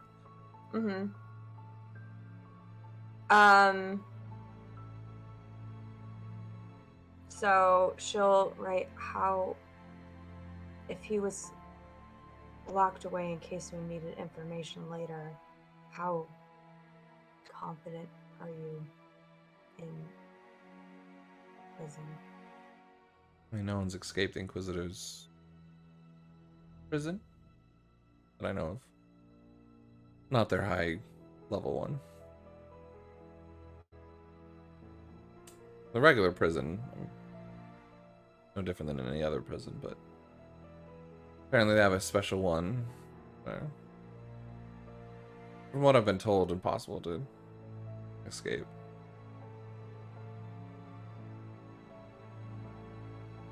I've actually never seen it. Quite curious. So. If that's what you wish and you wish to see him there, I can ask for us to attend if you wish.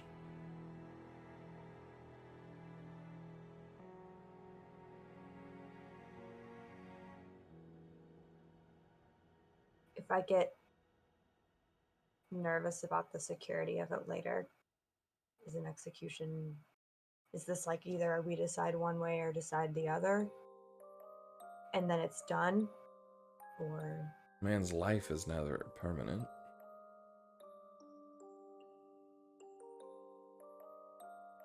what? She just looks at her like confused. He can be executed whenever you want.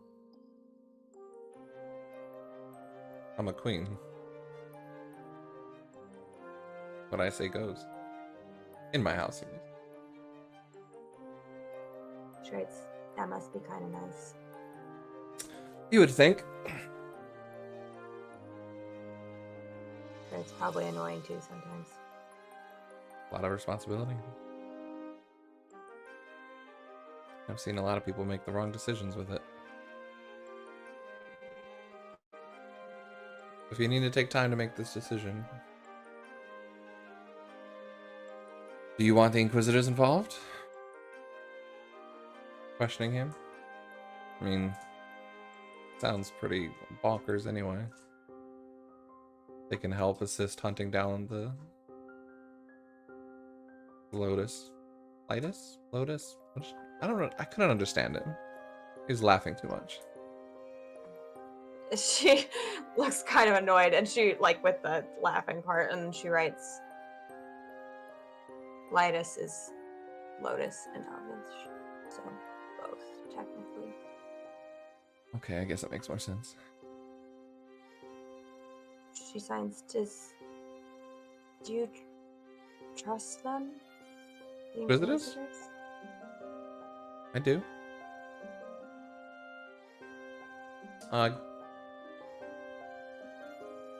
Give me another persuasion check with straight roll. Okay. Hey, I did better. I got a 19. They were the ones that rooted out and discovered who killed my father and took care of him. Took care of me. They took care of I saw that face. Mark. I saw that face. Ah, that was great. She writes, they took care of you. What do you mean?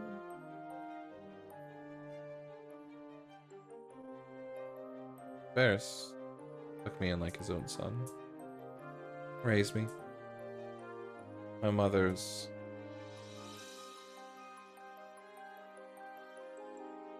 grief-stricken ever since. Hasn't really been present. She writes, oh, your mom's still alive? In a manner of speaking, I guess. She really died the same day my father did. The shell of the woman she used to be. That's why the steward has had to take over until until I take over.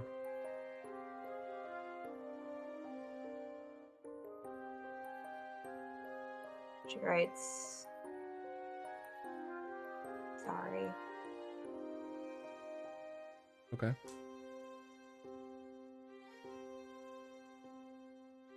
Things happen to all of us, not just the lowly and not just the royal or whatever. You kind of get a sense of like she doesn't care about status and stuff. And you've seen that quite clear in how she interacts with. Oh, yeah. Yeah. Yeah. She's not stuck up. Regard. Mm-hmm.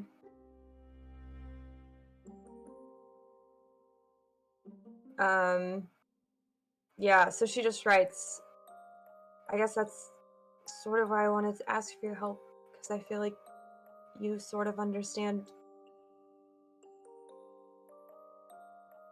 if you lost someone, do you ever just worry you just don't know if you're doing things the right way? I wonder that every day.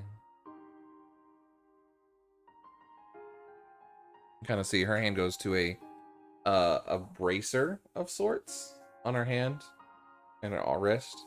It seems to be a male's bracer. think it might be her dad's.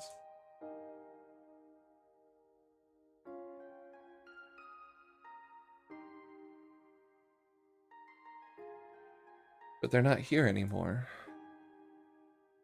So whatever you do is their legacy. There's no right or wrong. What you choose to make of it in their wake. You need to make it your own.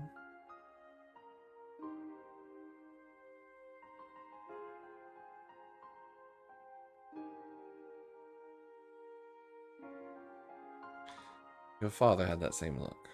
Very pensive. He never did anything rashly. At least, what I've been told. She writes, he was really smart and he thought about all different angles. He's the one that proved to me that elves weren't as barbaric as I had thought. Honestly, there's a lot of human-centric people in Organia, New Organia. Many of them look down upon your race. Your father's proof that anyone can be anything that they wish to be, regardless of their bloodlines.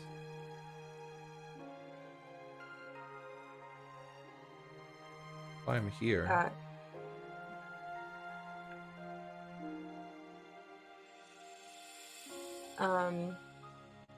She writes, yeah, and I don't really blame people for not trusting us, as you can see.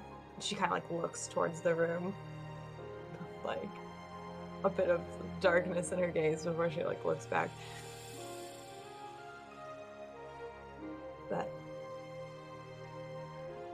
maybe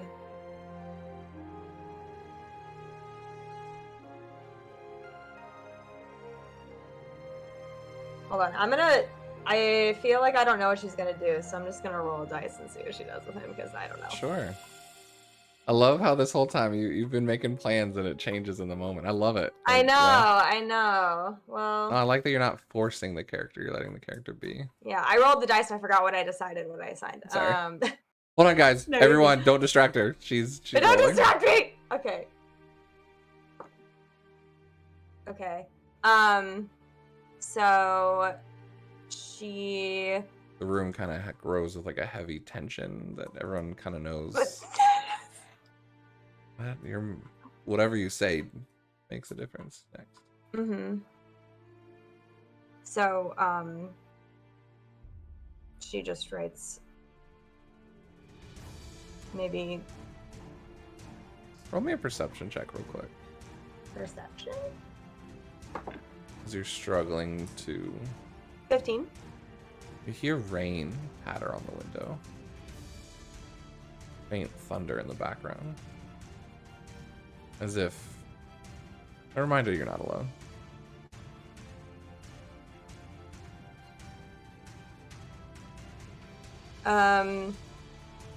So I guess she just writes,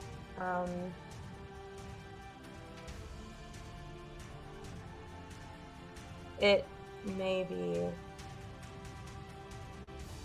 better to keep him alive for now. I don't want to, but Just know that it does risk a chance for people to talk to him. As long as you're okay bearing that burden. Responsibility. I think no matter what I pick, it's going to be bad, potentially. Making sure you understand. I can tell the Inquisitors not to interrogate him now, but what they do in their prison, beyond me. She writes, I think it's bound to get out eventually. I just want to be careful for the moment. I don't feel like I'm good enough yet.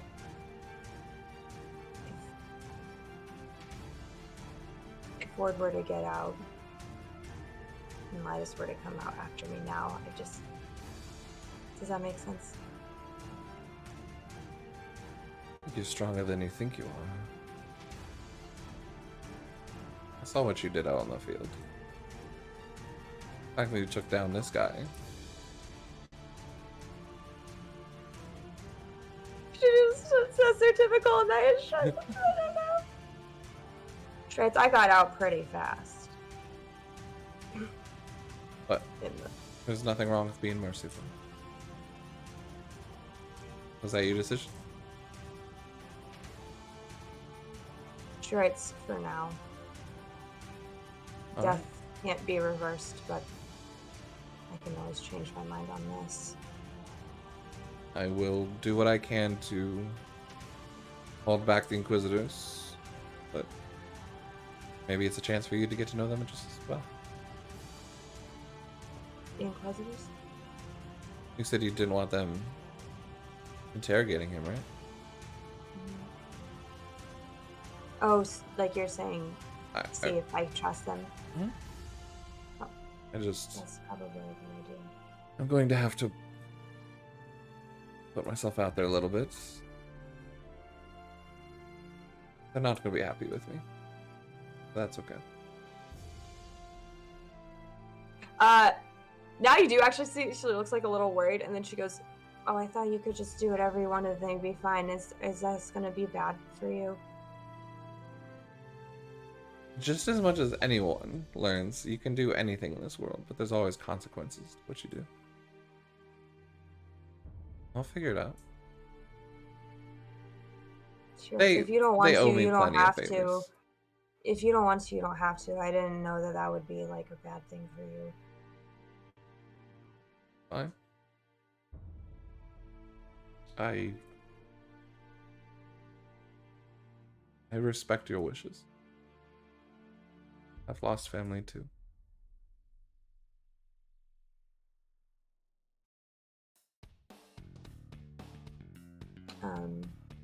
Shreds, thanks for understanding.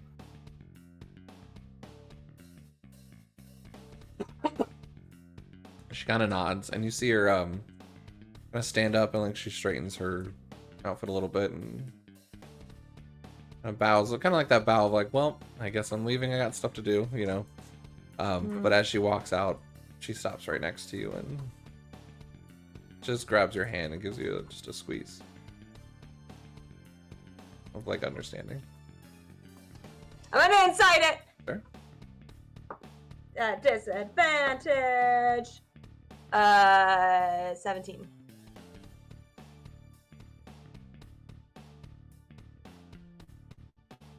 It's a very reassuring and understanding. I've been in the same boat and I know how you feel and motion.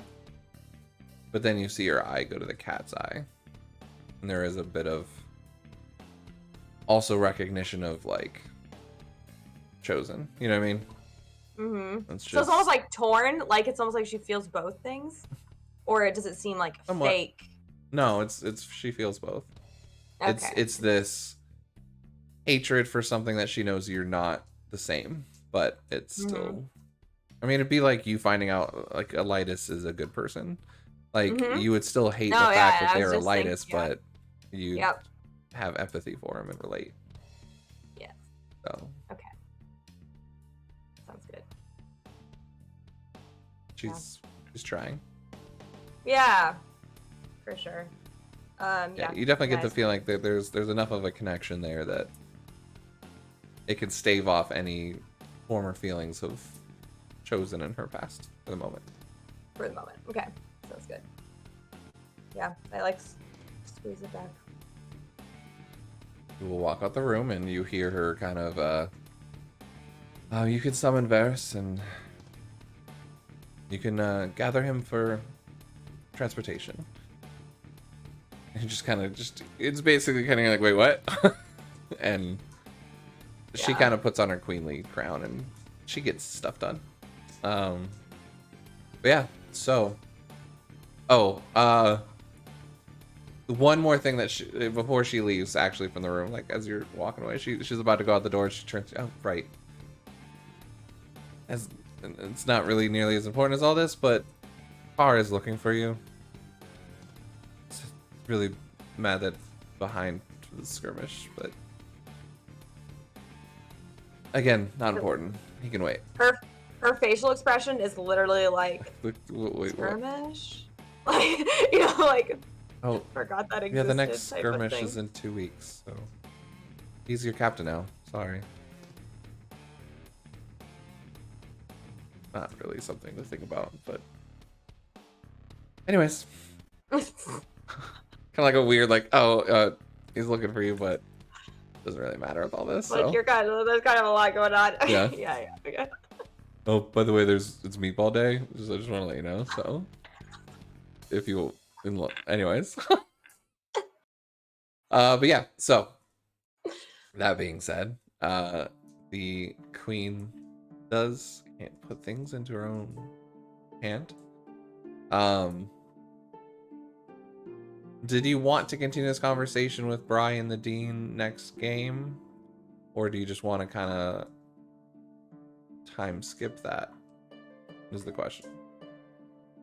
I mean, I would assume, at least unless you are showing, or like unless Bri does something different, but I would assume that Bri's like in a bad headspace right now, and I don't feel like he would even be responsive. No. And I don't really have anything else to say to the dean. So, like, I think that can end there. She can even like tell the dean thank you, and that she appreciates the help, and then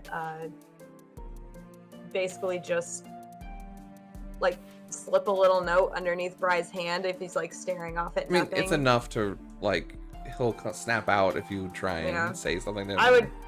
I just tell him, talk to me when you feel a little better. Just a small nod. Dumb. He doesn't react to that one. Can I persuasion roll him? Not do anything dumb. What exactly are you trying to persuade him not to do? I don't know, just anything stupid. That could be a lot of things. The guy cooks bacon naked. It's really stupid. The note will say, don't go get drunk or do anything stupid like that. Please clarify, what do you mean by stupid? Are you saying like attack this guy, do something to himself? Do something to himself, probably. Okay, so it's more in that direction. He seems to have some self-destructive tendencies. Sure, that's fine. Okay. And I don't want him to do anything. Okay. Any man who finds bacon naked. Yeah, exactly. You know, asking for danger. Just cooks all the bacon in the whole place, and it's just burnt, scarring himself the whole time. Yeah. Mm-hmm. I'll give you advantage on this one because of your relationship with Vicarious. Oh my gosh, I rolled 2 ones. The note slips out of his hand and falls to the ground. I pick it up and put it next to him. Sure. Yeah, that's it. It's really awkward in this moment because 2 natural ones, and so it's very cringy feeling for you. Yeah. And the dean's like looking away because it's awkward. Yeah, it's so uncomfortable. Like, get out of my office, please. When the universe says no. It was 1-1, that's one thing, but 2 ones? Like, 2 ones, so bad. Yeah, so I would just kind of leave. Like when you're going for the door, like it's like, you know, like when a door is not locked, but you think it's locked and it just won't open because you're like doing it the wrong way, and then the dean has to come up and you're like pointing, and he just turns the knob and opens it for you, and it's really bad. You just want to get out of here. Yeah. Yeah, it's one of those. Yep. And I'm gone. Hear the door behind you just click. Like just real slow. It's real bad. It's a double one bad of just. Oh yeah. And ice is so awkward anyway, so it's perfect. Yeah. I don't know why I pictured like the middle school just run. Like, I'm just out of here. And I just running down the stairs. Fleeing the scene. Anyways. So yes, that is where we're gonna leave it. You head back, and without even making eye contact with anyone, you just go right to your room. I'm assuming. Oh yeah, I'm just really tired. You're yeah. out, you're emotional, you're tired. I need to go like have a meltdown by myself Yeah, or something. yeah. So yeah. And there's a few people that maybe call out to you, but there's also just kind of that awkward, just, you know, obviously you're involved in something more so than anyone else because you're the last one here. But you're left alone. Makai, you're left alone. Both of you rest up and wake up late afternoon. Most likely I wake up before her though. You do. We'll roll for it. Yeah. Zachary, you and Sasha eventually, you know, have a nice time out on the cliff. Do you guys end up going back to the rooms eventually? Or are you just staying out there all day? I'm planning on just staying out there probably most of the day. Okay. She stays with Sipping you. that juice. I'll just hang out with her there. Cool. Kaho, when you come back, you are real out of it and real dry mouthed. You are actually stunned for a round when you come out of this, because of just your unease with everything. But we can pick this up next time if you want to have some more conversations with him and follow that out. But I think that is where we're going to wrap up today. We'll come back next episode with seeing what kind of Zach and Kaho do, and then with you guys waking up, and see what you guys want to do next. There is a quite zealous Sirkar trying to gather up his hens currently for the skirmish, but also the aftermath of everything that's going on here and what you guys need to talk about and want to do. So we'll handle that next episode. You do see right before you go into the room the airship leaving again in the direction of Organia. Of what? New Organia. Oh, okay. So you get the feeling like the assassin's is being transported to New Organia now. He's no longer at the Centaurium. Okay. So that's where we'll end tonight's episode. Thank you guys so much for coming back. As always, I planned on stopping this like 10:30 and just ended up going long. So I was like, this will be a short episode tonight. And I was like, no. But so thank you everyone for hanging out and checking the next Fates United. We'll be back next Thursday for the next Aftermath, and getting very, very close to the end of this arc. So you do not want to miss the upcoming episodes to introduce into the next upcoming arc. So we'll go ahead and do a quick raid for tonight as we jump out. Any shout outs or any announcements people want to make before we go? Hi. Hi. Hi. I will not be streaming tomorrow. I have work. So at the moment, Fates United is going to be my only, most likely stream that's scheduled.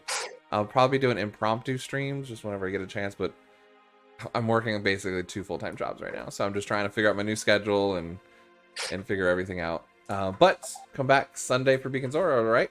3 p.m. And then this Saturday, possibly Star Wars being streamed. Not quite sure if Angie's got that fixed or if we'll stream on my channel, but we will let you know. But otherwise, we're gonna go ahead and raid our good old friend Creepy Black Dude _ He is an amazing guy and is streaming tonight doing some No Man's Sky VR, I believe. So, as always, we're gonna go say hello, give him the Bardicdice, the Bardic Barrage love, and always treat everyone with love and respect.